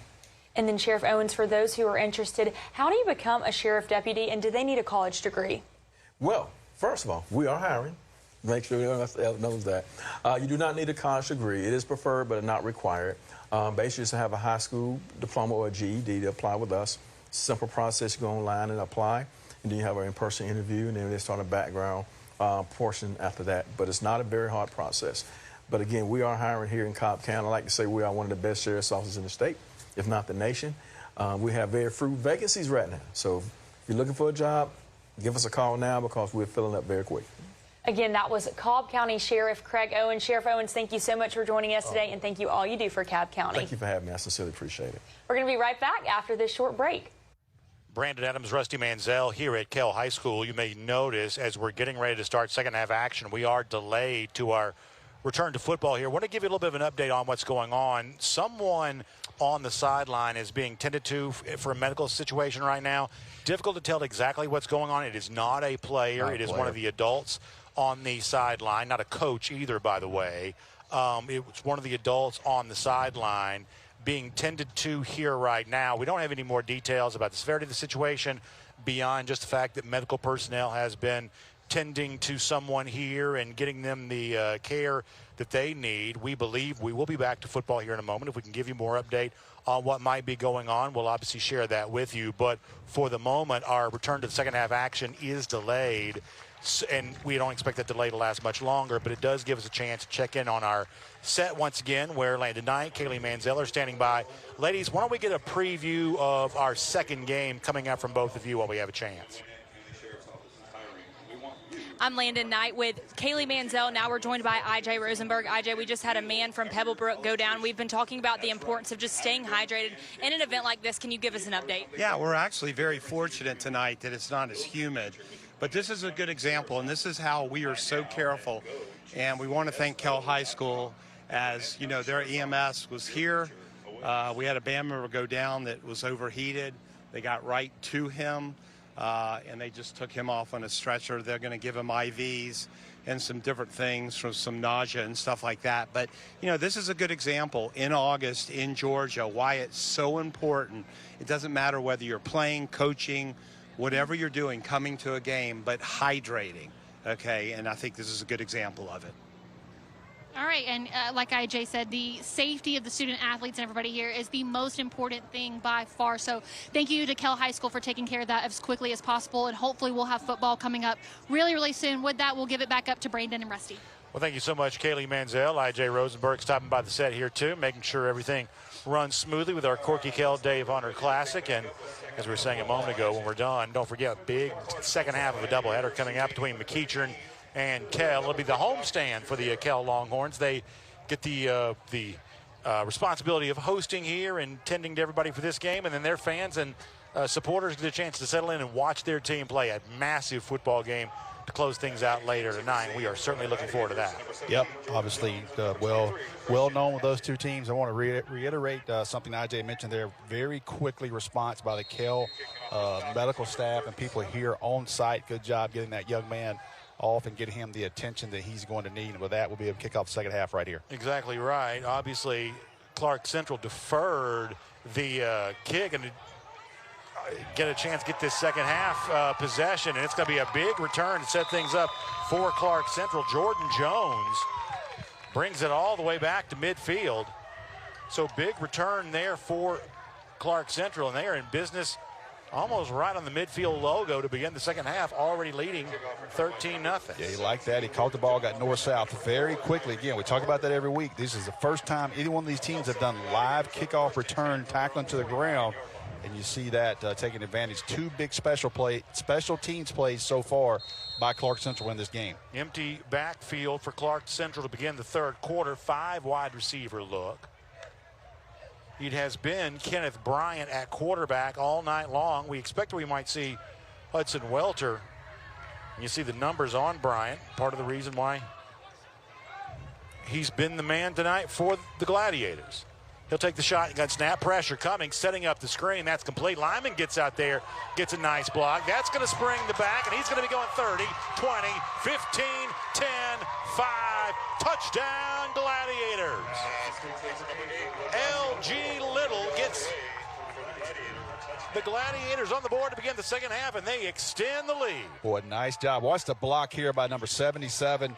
Missed tackle right there by Pebblebrook. 2 missed tackles in field, but good job, Clarke Central, allowing the second-level blocks getting down the field, and, boy, they strike quick and early to start the second half. 19-0. Shepard Trotter has a chance to make it an even 20. Extra point presented by Millwrights. High snap. Trotter's going to send it through and good, and as quick as you can whistle, the Clarke Central Gladiators have taken an opening kickoff back to midfield, set up the screen, and then L.J. Little, the future Georgia Southern Eagle, takes the wide receiver screen all the way to the house. I like it. How about that for the Gladiators? Brandon, when you see that, you know what that is. That's sitting at halftime going, hey, let's get the ball to our guy. Yeah. Let's just get the ball to our guy. 2 big plays to start. A huge kickoff return there, sets it up. And then in the first play from scrimmage, Clarke Central scores in the second half to put this 20-0. And we'll see what kind of response Pebblebrook has coming up for this.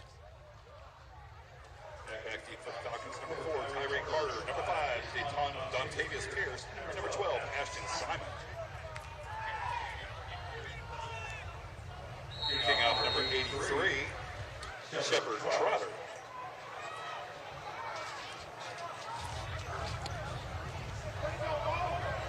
So Gladiators up 20-0. Shepard Trotter kicked the ball away here.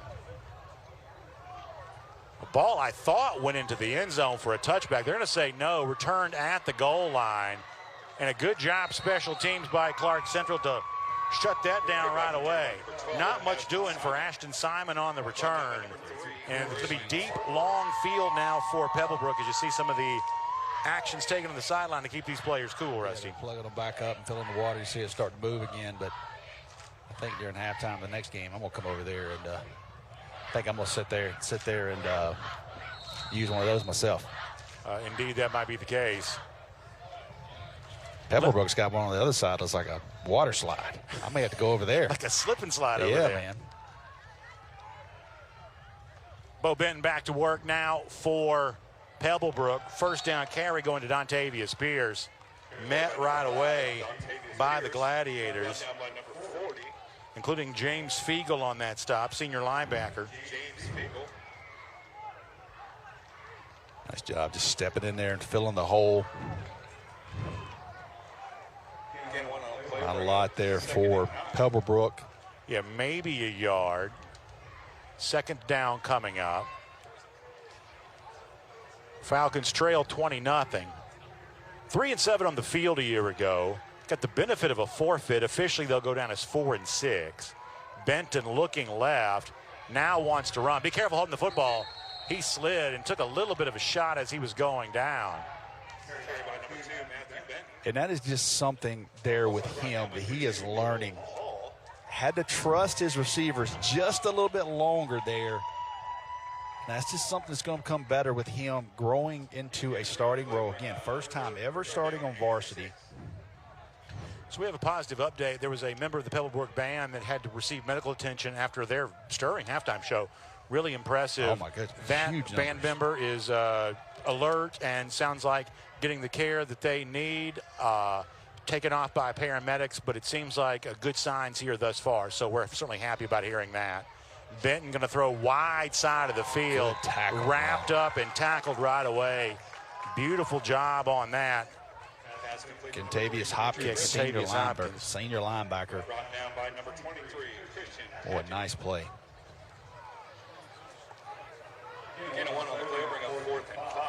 So 4th down now coming up. Punting for the Falcons, number 3, Dimitri. Braylon Harper will now be back to receive the punt. And it'll be Dimitri Griffin on to do that once again. If you're a Pebblebrook fan, you've seen Griffin tonight used more as a punter than a wide receiver. And that is not what the Falcons fans were hoping for. Yeah, this will be the 5th punt, and you do not want to see that. Low snap, he takes it off the bounce, and it's a low punt as well. It'll take a Falcon roll, though, and be touched dead. I thought at the 41, but they're going to say 38. So works out pretty well for Griffin. And Clark Central up 20 will come out for its second possession of the second half. We'll take a quick timeout and come back and show it to you. Corky KELL Dave Hunter Classic on Atlanta News. It is time to see the good side. I made this book to really inspire people. I'm Deborah Alfarone. Join me each week for stories that uplift, inspire, and remind us of the good happening all around us. It can save somebody's life. Because we could all use a little more good in our day. The Good Side, Saturdays, only on Local News Live. Check your local listings on localnewslive.com.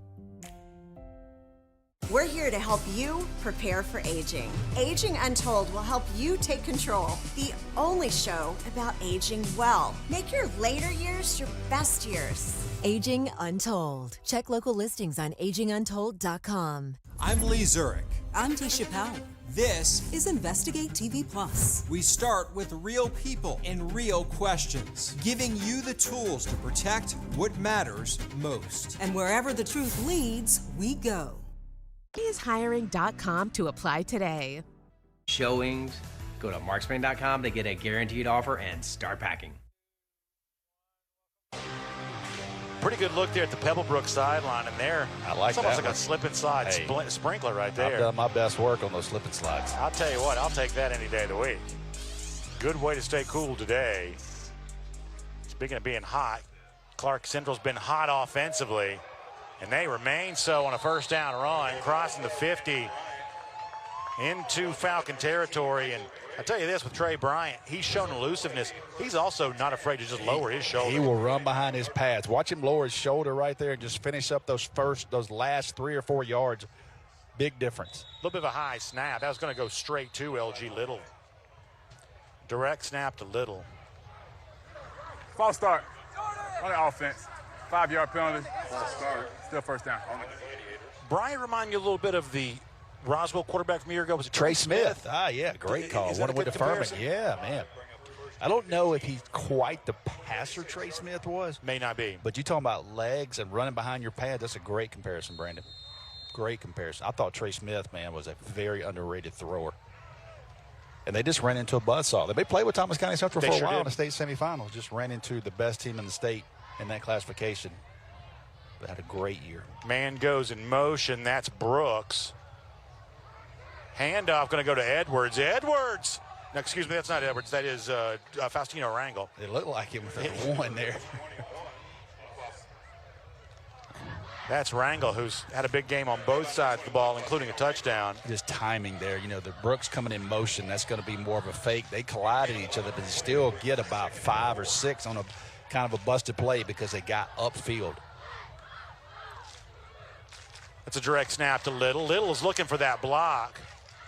Rangel got it, and Little stays on his feet. That's a first down, moving the chains for Clarke Central, and they've shown some interesting wrinkles. I think Clarke Central has challenged their offensive line and said, listen, we got to do some things in the second half. They inserted big number 56 is playing in, the big 6'7" sophomore. He's in the game right here at left guard. See him?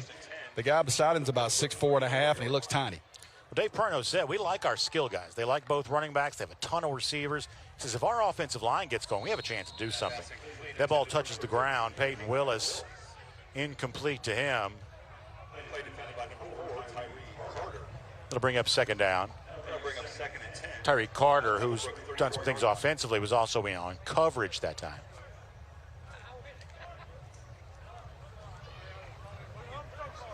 Three receiver look now. 6 in the box for Pebblebrook. Going to make a change. I see the defense going to flip-flop the tight end. Jordan Edwards goes over. Yeah, they got to go. You got to go. Clock's ticking. They're deliberate right now. That's going to be a pass caught to Little. Little tries to go a stiff arm, takes a big hit. Nice play. Ball on the ground. We're going to call it down. Let me go to Kaylee Manziel again. Kaylee, go ahead. Thanks, guys. It's Kaylee Mansell from the field, presented by Piedmont Orthopedic Sports Medicine of Athens. Did you guys know that for Clarke Central, this is the first time since 2021 that they have not opened up their football season against Cedar Shoals? Also, with a win tonight, that would mark the 5th consecutive year that Clarke Central has been able to win Game 1. If it stays like it is now, what a tremendous accomplishment for the Gladiators. Back to you guys. Yeah, Kaylee, that's a great note, and obviously one of the great rivalries in all of Georgia. Unusual to not see them playing in a week 1 situation, all the more making it that much cooler to have Clarke Central a part of our event here this afternoon. Love it. Love 3rd and 12. Bryant wanted to throw, looking for somebody not there. Chase coming. And Bryant going to finally go down. Amir Smith was giving chase. And it's interesting there. He's going to fall forward, Brandon, and probably give them about 4th and 5. Obviously, with their kicker, this is going to be close, but you're almost in the territory where you can go for this. Up 20-0. You look at Pebblebrook, hands on their hips. A lot of their players been out there a lot. It's hot. Not so sure. I wouldn't take advantage of this one. Yeah, see if you can put a punctuation mark on this, perhaps. Mm-hmm. They're going to get a block in the back, though, my against Clarke Central, and that's going to negate a big game for Bryant.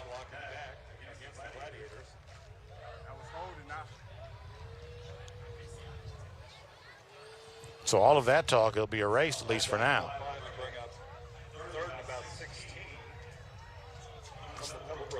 So ball's at 41. They need the 24. I guess they're saying holding. I thought he signaled block in the back. I couldn't tell.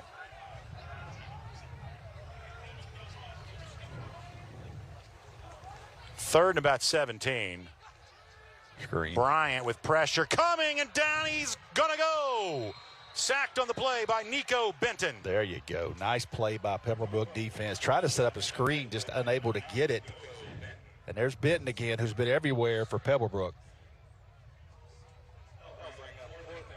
Yeah, he's had a good game at the best that I can tell. Yeah, both of those defensive ends I've been impressed with for Pebblebrook. Shepard Trotter going to come out and punt.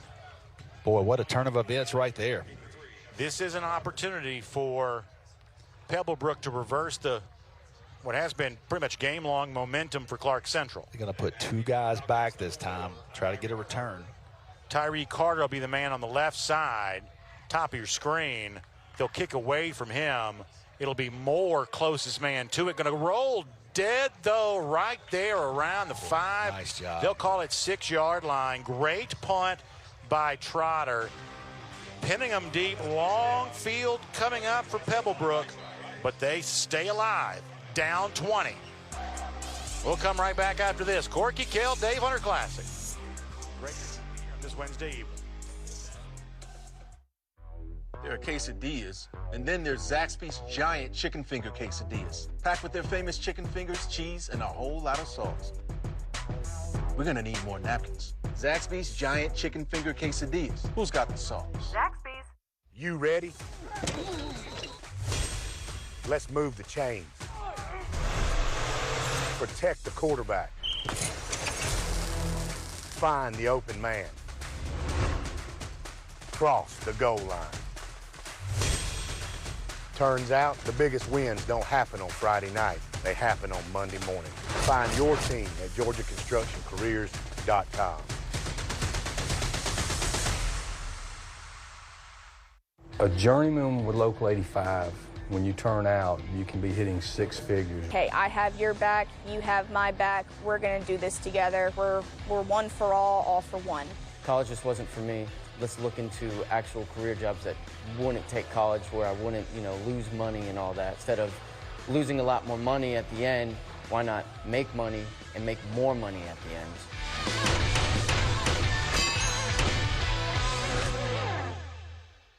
Every athlete spends countless hours every day preparing for game day. But what about preparing for everything that comes after it? At Alternative Careers and Sports Academy, student athletes learn more than the game. They gain financial education, NIL guidance, leadership skills, career planning, and the tools to succeed after the final whistle. Because your future deserves as much preparation as your next play. What are you waiting for? Prepare for your future today. Visit theacsacademy.com for more information. Zaxby's just dropped new lemon pepper, so you can get that zesty lemon and cracked black pepper flavor you love on the chicken you love. Lemon pepper fans, this one's for you. Zaxby's lemon pepper dry rub. Who's got the sauce? Zaxby's. Brandon Adams, Rusty Mansell, 5:34 to go, third quarter play. Pebblebrook with the football, pinned inside, deep in its own territory. Handoff going to go to Pierce. He's going to get positive yardage on first down. Gets him out of the shadow of the goal line. So pretty good carry, all things considered, for Dontavius Pierce there. It feels just like if Pebblebrook can get something, if they could get a touchdown somehow, some way. I mean, I know this game's 20-0, but they've had opportunities, just been unable to convert on big plays, and you have a pick six called back.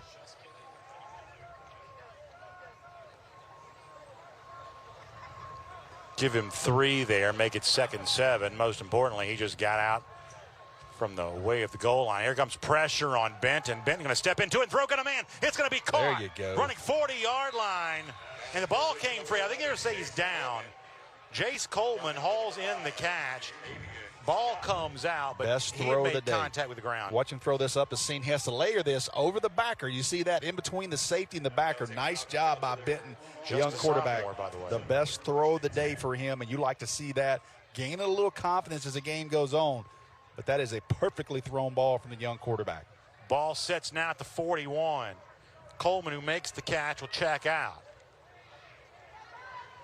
Desmond Barnes, the running back, steps off too. Benton with a back to his right. Slot receiver in the middle, that's Griffin. Handoff, going left side. Helmet comes off for one of the players, and that's a carry going to go the way of Tiante Gray.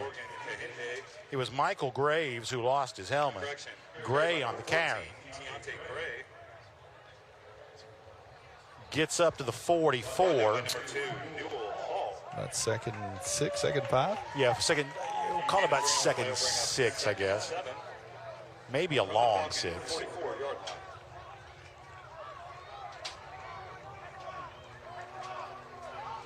Ethan Moore, who thought he had a game-changing interception earlier, lines up top of your screen.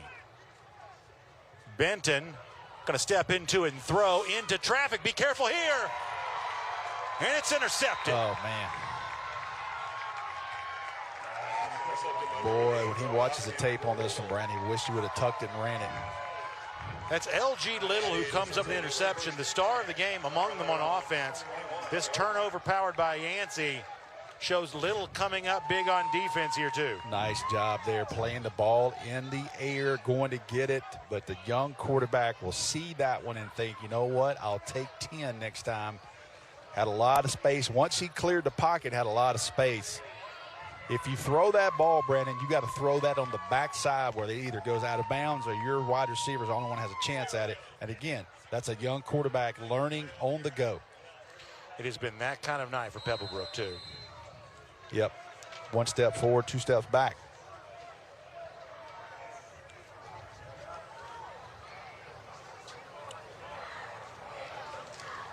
Kenneth Trey Bryant remains in at quarterback. He's going to appear to go the distance for Clarke Central.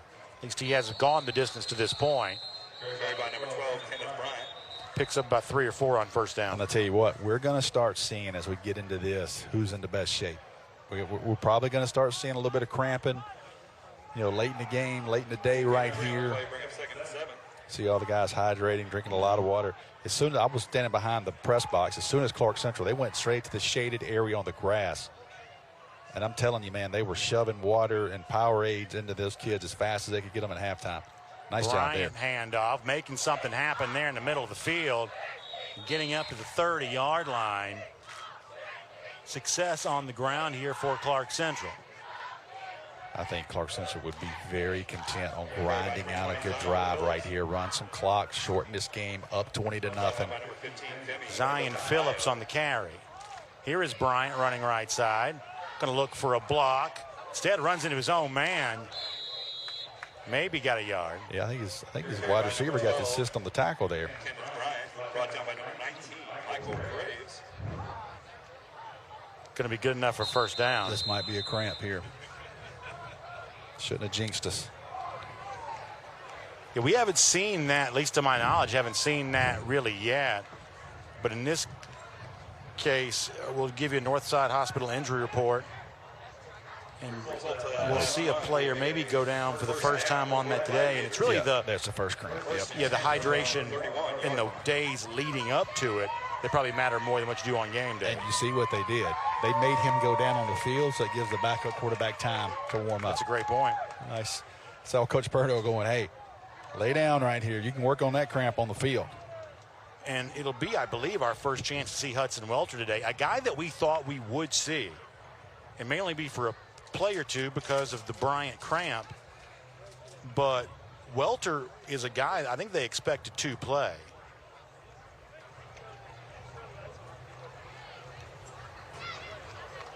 So by staying down on the field, you give yourself a chance to easily make that substitution. Welter gets a chance to warm up, and he'll come in. And in just really watching him throw those warm-up tosses, the junior quarterback, very competent passer.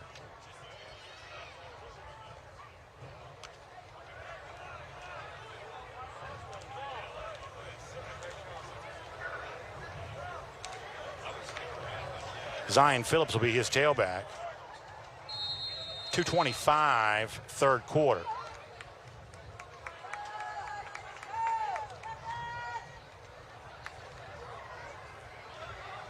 Clarke Central leads 20-0. McEacher and KELL, huge matchup, is our nightcap. Hudson Welter inserted in the game will throw. That's a pass complete. That gets Edwards involved. That's Jordan Edwards, the son of the great former Georgia running back Robert Edwards, and a tremendous coach in Georgia high school football at Washington County, at Riverwood before that, before now going on the Georgia staff here for 2026. And don't discount his mother, who played in the WNBA. Exactly. So when you're bringing those genes on both sides, you're set up. Tracy, I got you. We'll also say hello to his uncle Terrence Edwards, the head coach of saw Mount him. Vernon. I saw him at halftime. He was here. Oh, good. Yeah. I'm glad to know that. Yeah. I will say he seemed a little soft. He said it was a little hot for him. He might go home and watch the next game. Boy, that's not how they raise him down in Washington County to tap out of heat like this. That's a pass caught. Big hit. Big thump delivered right away at the catch by Jalen Bonsu. But DJ Foster, sophomore receiver, able to hold on to it. First down. Gladiators will set up first and 10 from the Falcons. It's interesting, speaking of Robert Edwards, you know, running back like Nate Frazier of Georgia, who's always had such reverence for the running backs that came before him. Yep. So many great things he said about getting a chance to learn from Edwards. Yep. You get the impression, Nate, I'm sure that all the running backs do, but Frazier in particular has talked about it. You get the impression that he's really moved by having him on the staff. I tell you what, man, I've been around Robert Edwards since 1995. See this play. There's a pass. Brooks Yeah, that's Brooks who's going to come down and make the catch. What How a about play. that? Nice play by Jackson Brooks. Nice Running job. down the sideline, hauls in the catch, gives the first down signal, and that'll move the chains for Clarke Central. Man, what a play. And what I like is how he separates at the end, Brandon. Watch this ball. They got good coverage on him. Watch the last step Brooks takes right here to go get that. Great job to win the battle and with the ball in the air. Electrifying play of the half brought to you by IBEW, local 613. And I'll tell you, Welter got a good throw off. I believe that he had contact on him as he was thrown. And all of this may be for naught. It may be coming back. Man, boy. Do we have to take the electrifying play off the board if it's a hold? It's too late. We've already had it's a commercial. Already been awarded. Yes. Too late now. It's already been awarded. Yeah, man. Well, how about that? It's all right, though. I saw Coach Brooks. I saw Josh Brooks last year, and he told me about his son playing at Clarke Central and talked about him. And you see him, you know, the national track events and representing some of the best in the country. Love to see him doing all these sports and love to see him come straight from a national track event a couple weeks ago to the KORKY KELL Dave Hunter Classic playing football. You think these high school coaches love it when their players are heavily involved in track? Do they enjoy that? I've never met one who didn't. He's not getting in trouble for missing July workouts. I can promise you that. Track and wrestling. That's the two things that every coach I've ever heard of. They love their guys to be involved in those sports. Get a late flag, I believe, on Pebblebrook right here. On against Jackson way Brooks. back at the defensive backfield. Yeah. I want to finish what I was saying. I've known Robert Edwards for a long time, and I know everybody knows his story. I know everybody knows, you know, the Georgia running back, the Patriots, his story in NFL and coming to an abrupt end.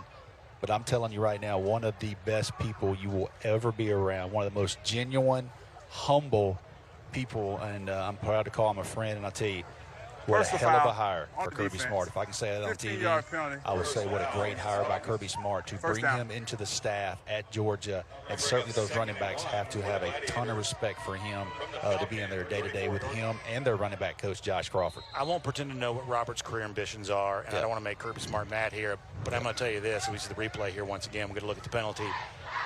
I like guys like Robert Edwards being high school head coaches in Georgia. Now, if Robert wants to be a college coach, if that's the direction he wants to go, then by all power to him. But we got to have guys like Robert leading our something. So, with all due respect to the Georgia coaching staff, I'd love to see Robert back patrolling a sideline on Friday nights. And you take guys like Joey King, all these guys at Sample College, and they come back. You look at Adam Clack. He's back now at Parkview. You know, does Robert get on the collegiate level and say, I want to go back, or does he stay? Kareem Reed's an example of that. Went to the SEC, was at Florida, and then now, obviously, look, Little comes up limping on that. Yeah, he's cramping. That's LG Little, and that's...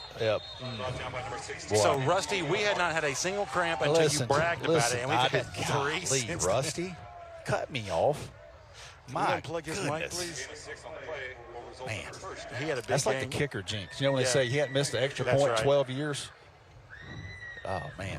And while Little's being tended to, it'll give us a chance to check in with our friends at Breda Pest Management here once again, because no matter the season, no matter your pest issue, Breda Pest Management protect your home inside and out from bugs, termites, wildlife, and mosquitoes. Breda's proud to sponsor Georgia High School athletics. You can get started today at BredaPest.com. That is BREDA, BredaPest.com.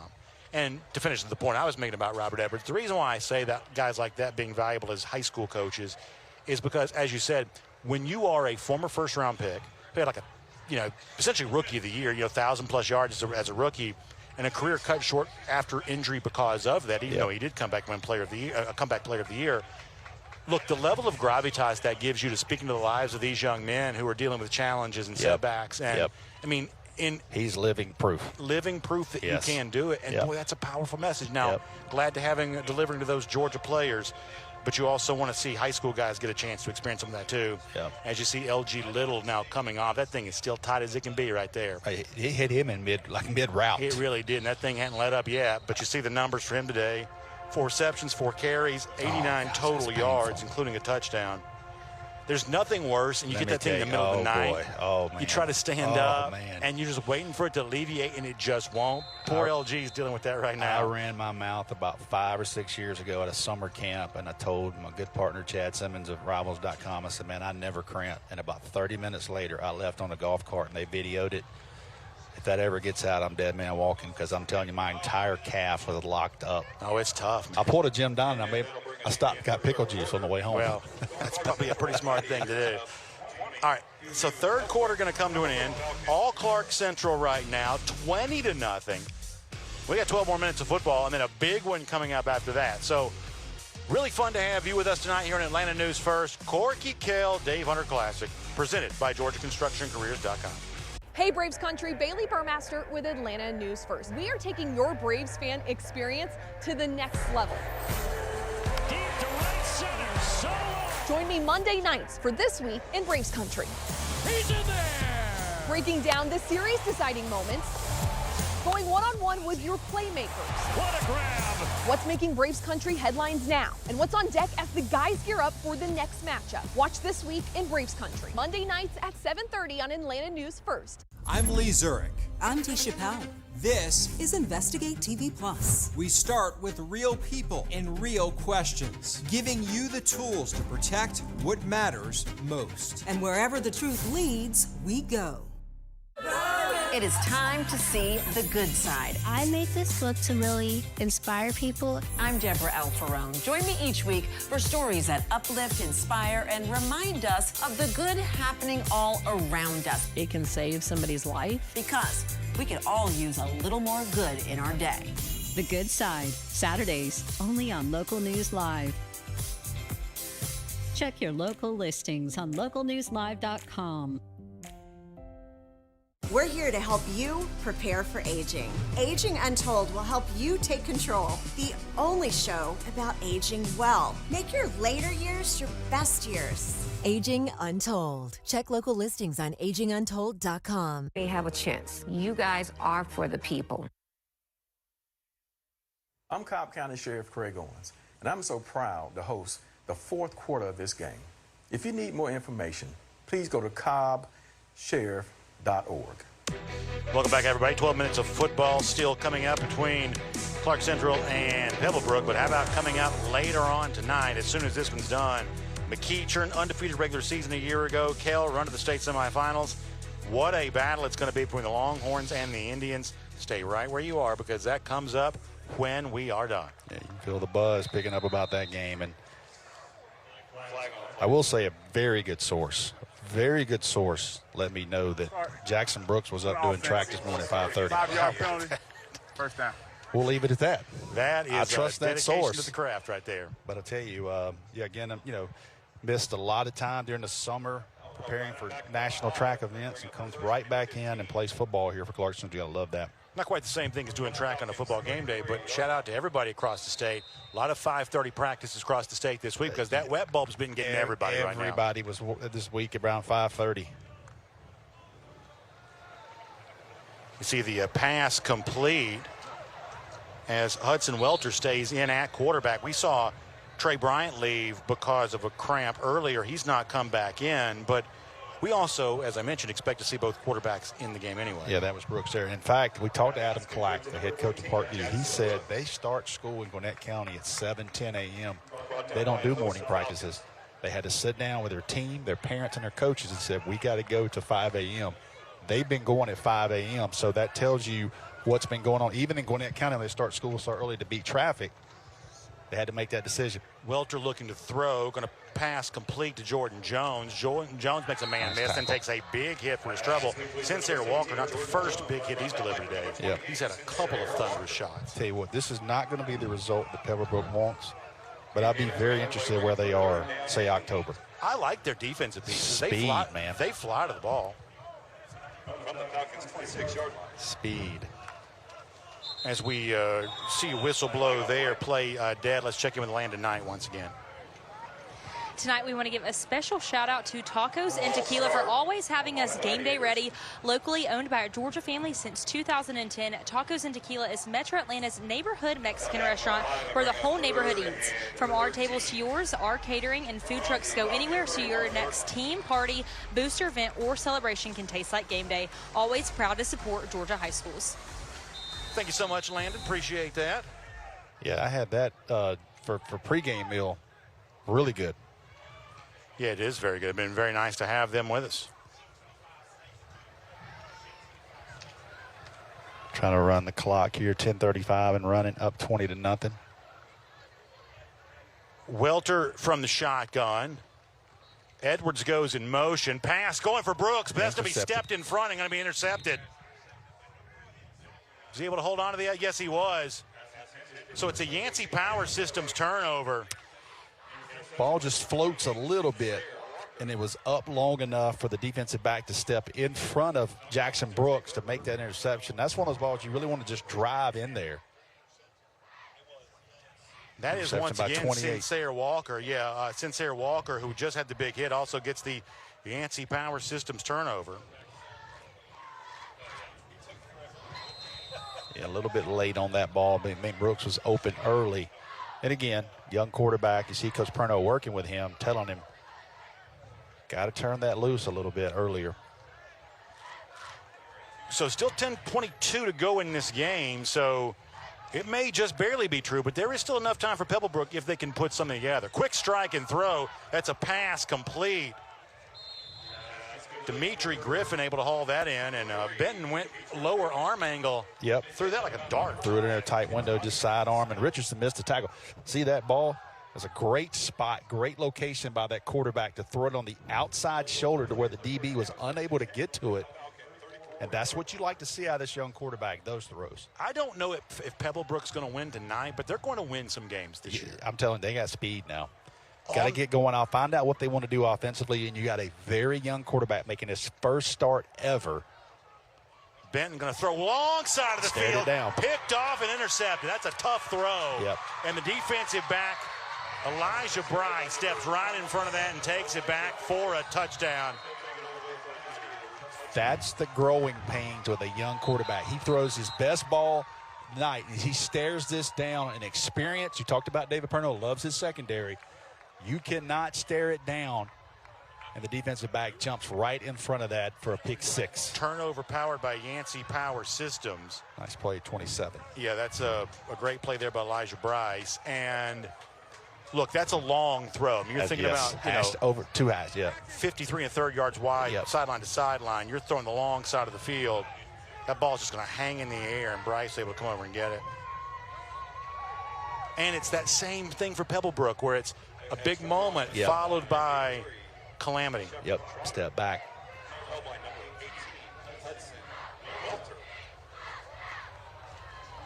But the point I was making prior to the interception was, I'm going to hear from the referee. Touchdown's good. Unsportsmanlike on the defense. The penalty will be enforced on the kickoff. I think he means the returning team had a penalty we'll tack on. That's just a crazy path Coach Perno has taken. It is. He's a great story. It is a great story. Obviously won a World Series at Georgia in 1990 as a player, College World Series, then became head coach. Really won at Athens. I mean, deep ties. To the city of Athens. It became Georgia baseball coach, led them to multiple trips to the College World Series. And then now, and you see the extra point here brought to you by Millwrights, and the interception for Bryce that scores the touchdown makes it 27-0. Actually, we'll take a quick break. I want to come back and talk a little bit more about the Dave Perno story because it is a remarkable one. And his Gladiators are looking good on a Wednesday evening.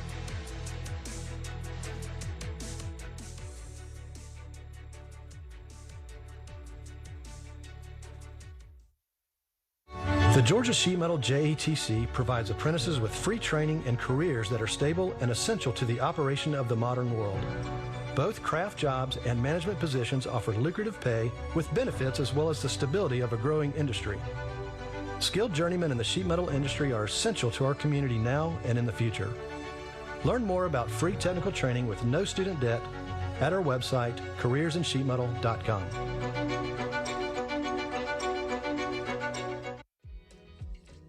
At Breda Pest Management, we know your house inside and out. Pest control is not a one-size-fits-all treatment.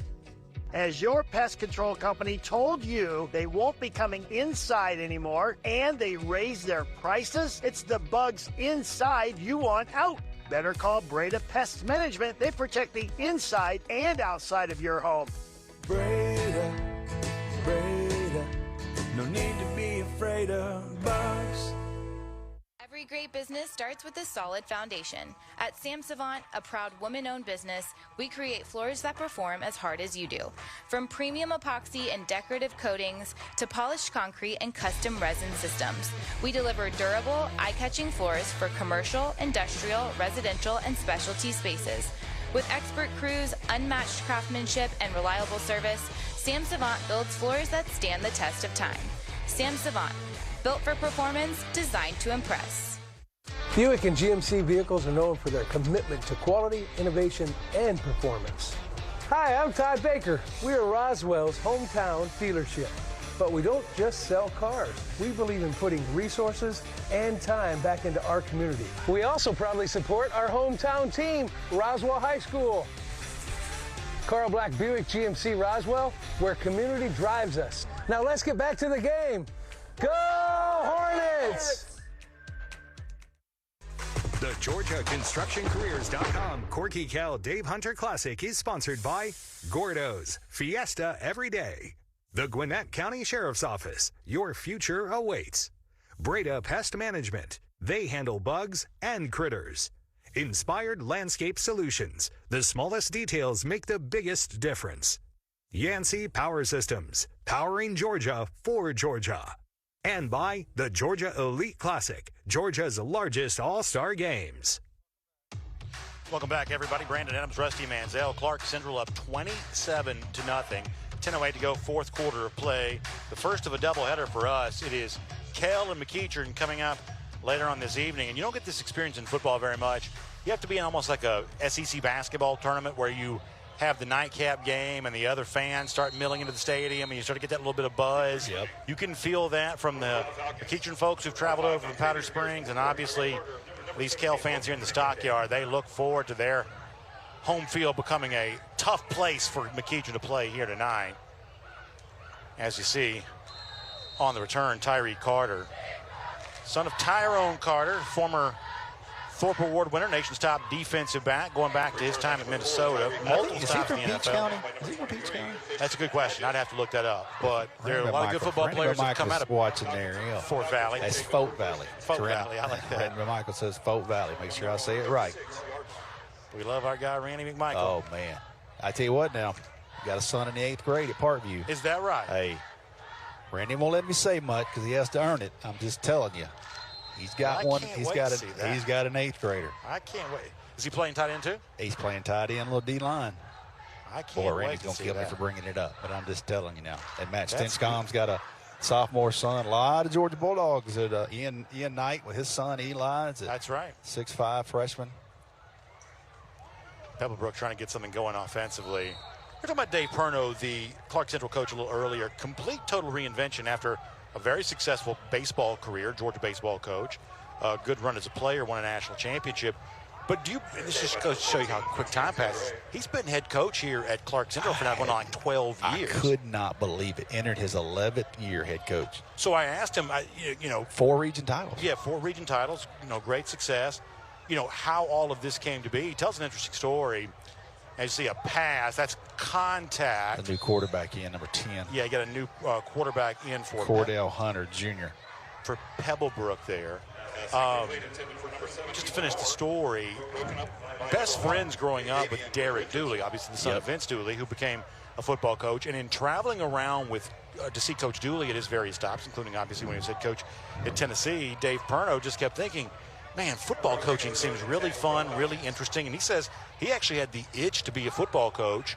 Even when we knew him as a baseball guy, his good friend Derek Dooley, seeing the energy that came with that position. Yep. He said, if I ever get a chance to coach, that's something I want to do. It's awesome. Best part is you stay in the state system. You absolutely do. That's a great point for state retirement and things of that nature. Nice deep throw, but over and beyond the grasp of the intended target. That's incomplete. Intended for Ethan Moore. Yeah, so it's Cordell Hunter now in quarterback, as Rusty said. It's going to be a quick 3 now up there. And Carson's will get the ball back up 27-0. See earlier punt. This was the play that kind of changed things, gave the early momentum to Clark Central. Yeah. Cordell Hunter, not to be confused with Cordell Stewart, who is, I believe, still offensive coordinator at South Forsyth, right? Might be. I think that's boy, they got a quarterback to move in. Dimitri Griffin. Back deep to receive for the Gladiators, number 3, Braylon Parker. Dimitri Griffin gets a kickoff. Ball drop. We've had some special teams miscues today. That was up for grabs. Pebblebrook's got it. Yeah, Pebblebrook comes up with it. It's Desmond Barnes who ends up with that football. It is a bright, high sun. I'm not making excuses, but it is a very different backdrop than we're used to seeing. That, by the way, that's another turnover powered by Yancey Power Systems. As Barnes comes up with that, it may be a little late in this game for Pebblebrook, but they're going to try to take advantage. And you get this other quarterback, some reps right here, getting the junior in, see what he can do, put some stuff on tape. 4 receivers.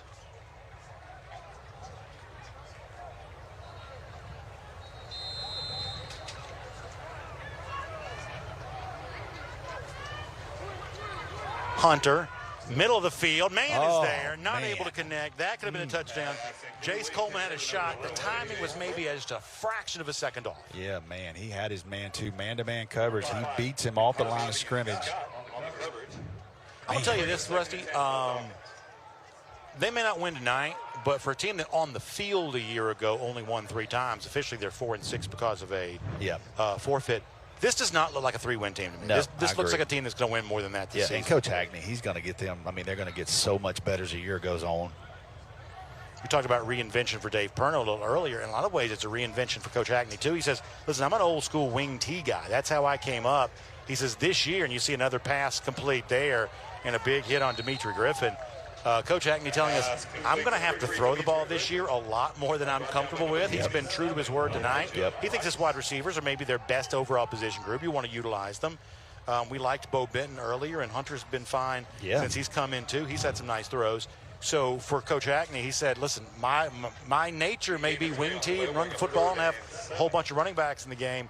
We're going to throw it a bunch here this year. Yeah, I like their wide receivers, and they're big, long. You look at these trips right here to the bottom of the screen. Look at those 3 wide. Those are high school wide receivers. They look good-looking athletes. So Hunter takes the snap, rolling right.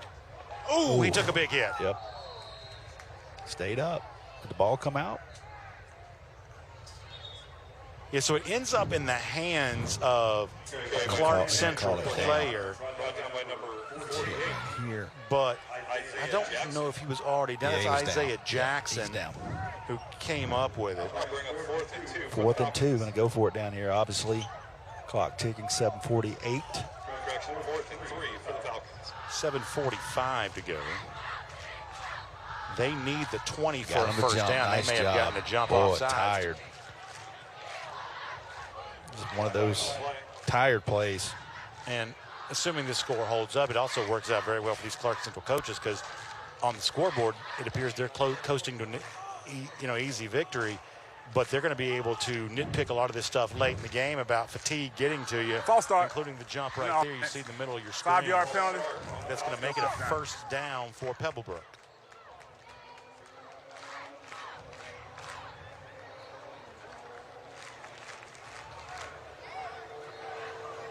So the ball will sit at right about the 26. I'll bring up about 4th and 7 for the Falcons from the Gladiator 26. It's still 4th and 7.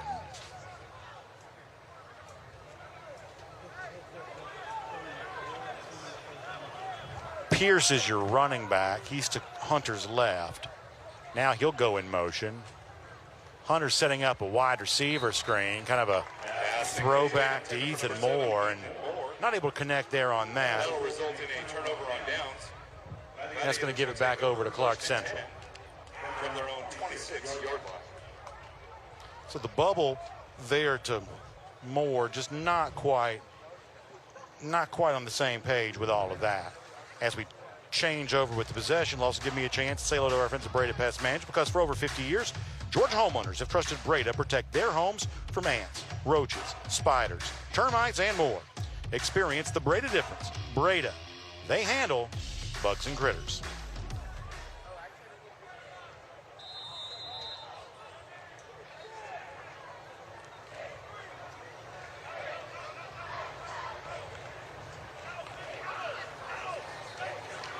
That's Padgett getting a chance to carry the football, and they're giving chase with him. He's going to go down near the 26-yard line. Well, he ran a long way there. He really did. Obviously, the next 3 nights, the Corky KELL Dave Hunter Classic, we got big games. You get Saturday off, Brandon, get a chance at 5 p.m. to watch another nationally televised game with Buford and Gainesville. So you get 3 nights right here, Corky KELL Dave Hunter Classic, and then Saturday when we're all done, everybody gets to be home, get a chance to watch Buford and Gainesville on the ESPN game. So while we have, let's talk week 1 here for a second, because, I mean, this is as good a collection of week 1 games. When you think about, obviously, the Saturday night game between Buford and Gainesville, as you see Padgett again running. What's going to happen on Friday night between Thomas County Central and Calkin County? They're going to sell some tickets for that. It's a hot wow. I mean, are you kidding me? I bet they're letting them out of school at noon in Moultrie. Former Rome quarterback, I guess, what makes his debut with TCC in that game? McPherson, the young man committed to Duke, and I'm telling you, I talked to a lot of people down there, and they're like, I don't know if he's going to be the starting quarterback. I said, let me tell you something. He's coming 5 hours, and he's going to be the starting quarterback. I can promise you that. He is a very, very good football player, and I know people hated to hear that, but Thomas County Central added a very, very good football piece to their roster this summer. But whether it be what we have tonight with KELL and McEachern playing each other, we mentioned Thomas County Central and Grayson, Gainesville and Buford. Honestly, big thanks from me to these programs who say, even in this power rating world where every game, if you lose, your playoff positioning is harmed by that, at least theoretically. Shout out to these programs for continuing to play big games. And look no further than Coffee coming north for the first time to play in the Corky KELL Dave Hunter Classic on Friday to play Parkview at Georgia State. Oh, man.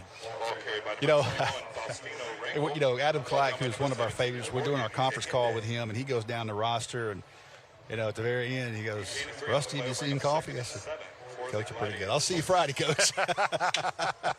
He said, oh, man, they're returning 17 returning starters. I said, Coach, buckle up Friday. You got a great team. Yeah. Coffee's got a great team. And what a great matchup on 2 teams that you would never position themselves. But now, because of the Corky KELL Dave Hunter Classic, get an opportunity for those 2 teams to play on TV, play at Georgia State on Friday. Part of that triple header going to be a great football game. And you think one of those middle Georgia powerhouses gets on a bus? You think they're going to show up motivated to stand up for their part of the stage? I promise you right now, the wet ball ain't going to matter to them come Friday at 5 o'clock. Oh, my goodness. It's going to be like air conditioning for them up here. And, listen, there's an entire generation of Georgia high school football fans that think of Parkview as the place to be, obviously, for a long time with Cecil Flo. You mentioned the Stitchcomb name. You talk about Jeff Rancourt and all those players. I think that, Adam Clark has a chance to resurrect that for a fan base that I'm sure would love to believe in the Big Orange Jungle again. There's a lot going on there, too, that return to glory potentially for a Parkview. He said when he took the job that he said, I'm betting on tradition and I'm betting on community. And he said, I didn't know the roster. I didn't know anybody. I didn't know any of the players. He said, when I took that job, I was betting on that tradition and that community. And I tell you now, he's excited about their bunch. He was really, I don't want to steal too many of the game notes of Matt Stewart to get on to me, but very excited about his quarterback and for the state to see this quarterback play for Parkview on Friday. You see the handoff there by Hudson Welter. Looking at 4:25 to go in the game. Continue to just drive here. How about that? Just a rugby scrum. Play still alive. We are still bathed in sunshine. Faustino Rangel. Boy, those Parkview teams, you start talking about Francoeur and Jeremy Myers and all those teams. Holy that's a good name. Smokes. So to go back to what you're saying about Adam Clark, here's the thing. Look, coaches all have their various strategies about where you want to be and the kind of jobs where you think you can win.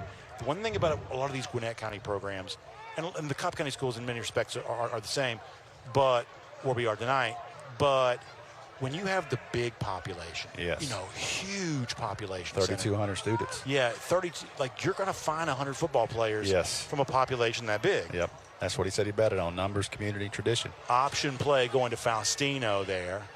Faustino Rangel looks like he got across the 40.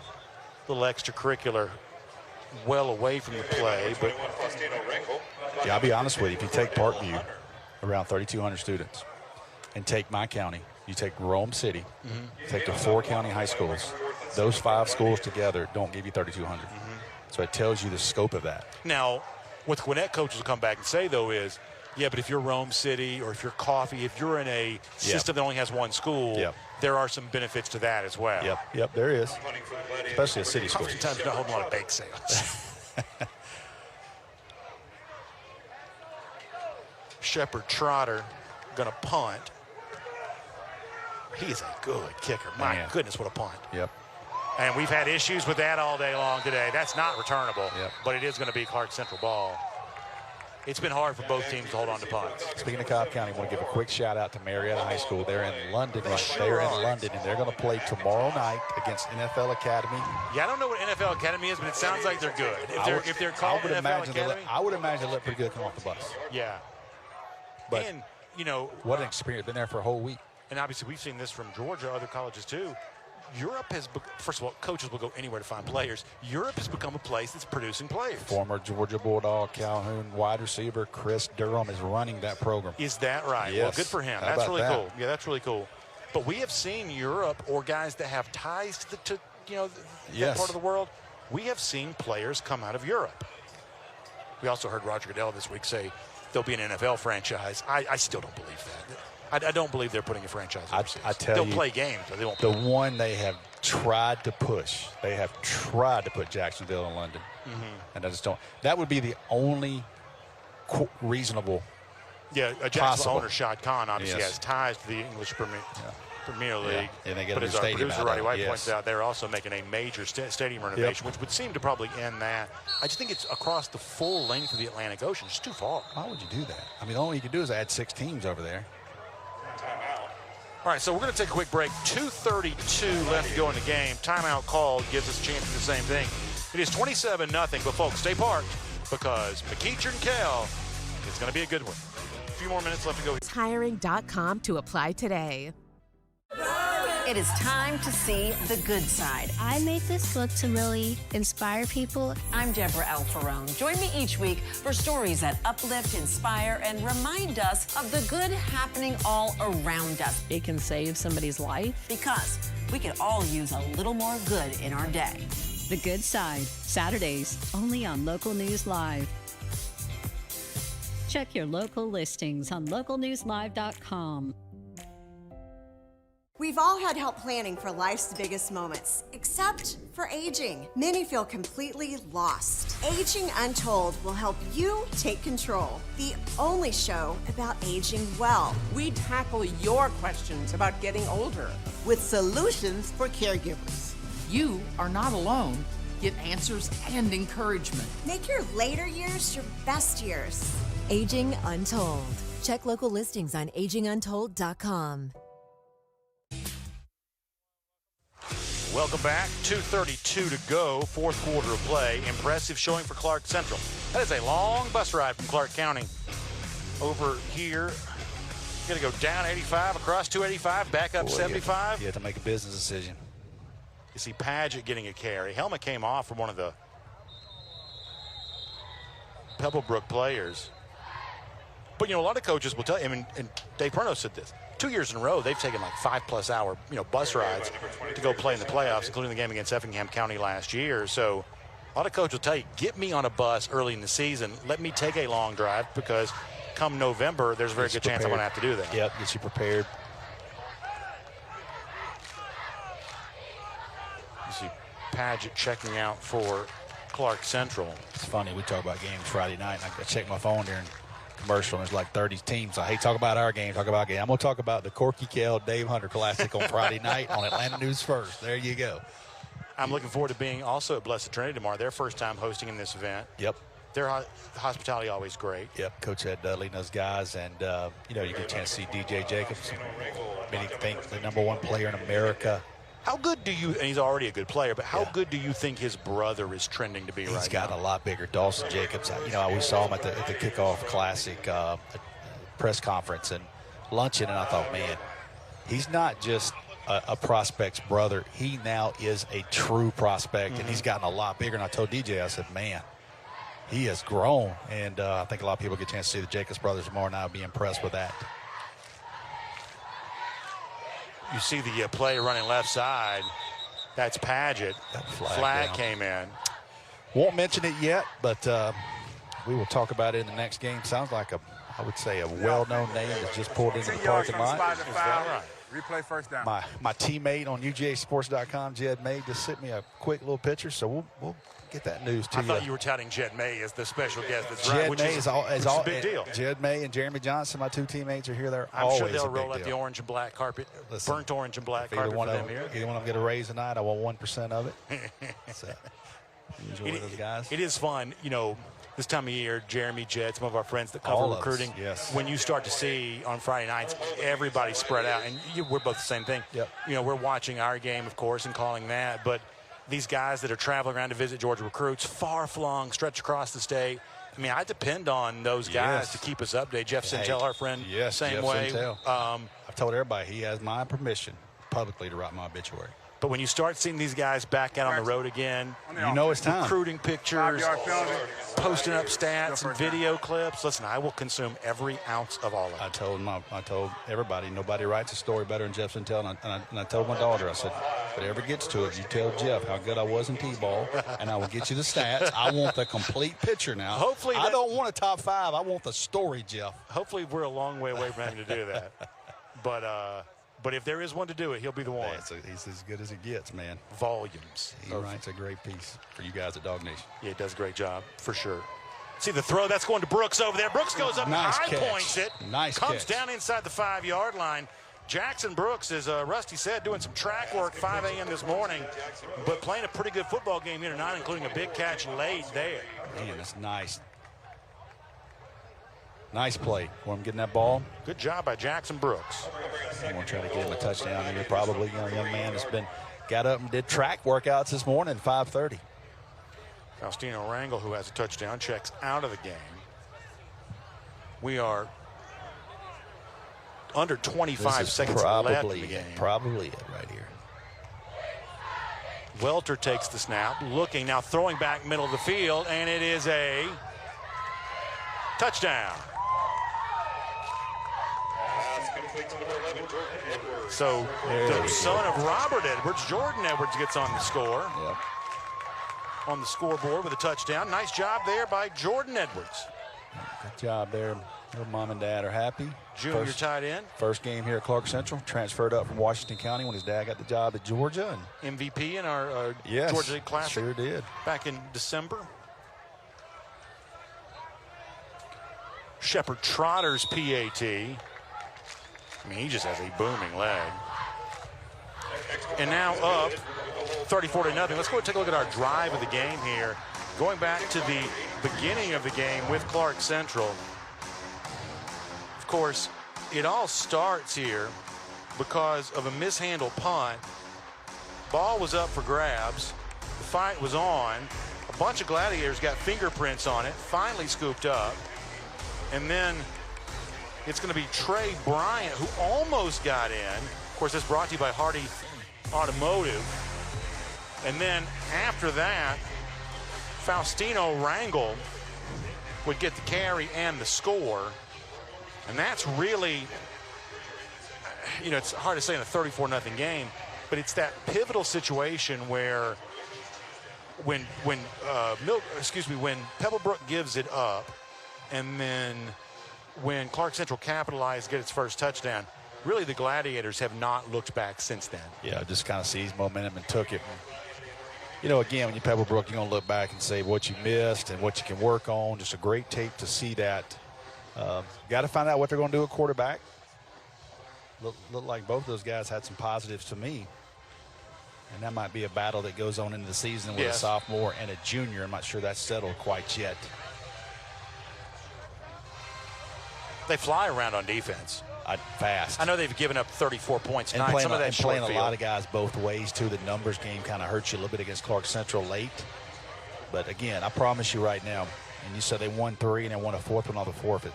That is not a 3-win team that we saw today. I guarantee you they will have a lot better season. And Coach Hackney will get those guys ready to roll. Talk about playing both ways. Dave Perno for Clarke Central said, I'm not a two-way coach. I don't like two-way players necessarily. Yep. He said he's probably got more two-way players this year than he's used to having. They got 5 guys that are going to play extensively on both sides of the ball. A little bit different for. And it's also interesting, there are schools with larger rosters than Clark Central that play two-way players all the time. Buford mostly plays all of its guys two ways. Yep. But that's not something we saw that last year with Tyreek Boogie Green against Roswell. He was probably their best overall offensive player. Yep. In college, obviously, now as a defensive back. And probably going to play in year one.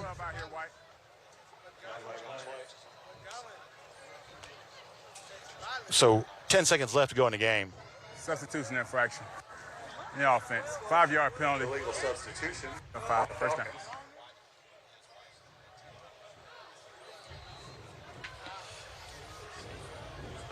So still to come, it's KELL and McKeecher in the nightcap here.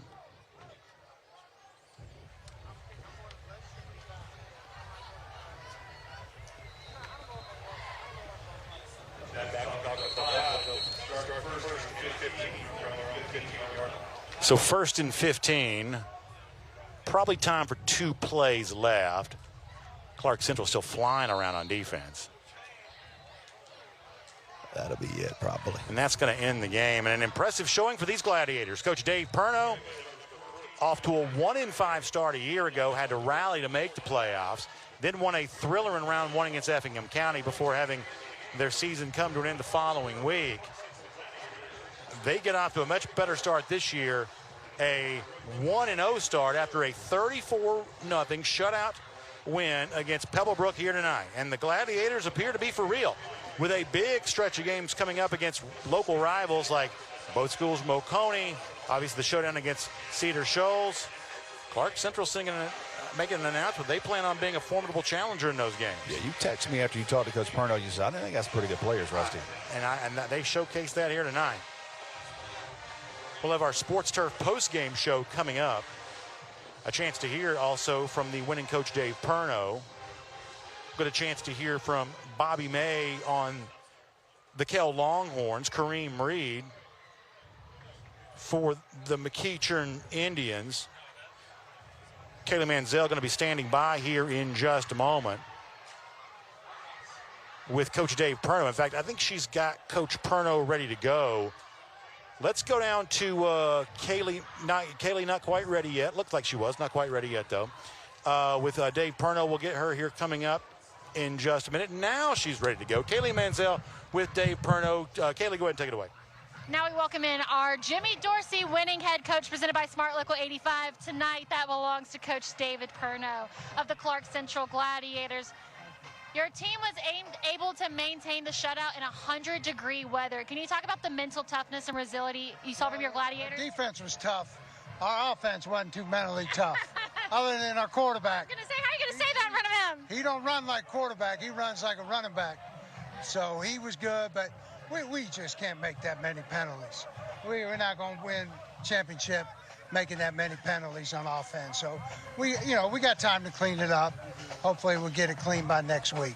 Okay, so from the penalties aside, then what's one positive thing that you saw tonight from your team that you want to carry with you into the next few games? Quarterback ran tough. Our defense is good, really good. They play good. They created turnovers. We dominated the kicking game.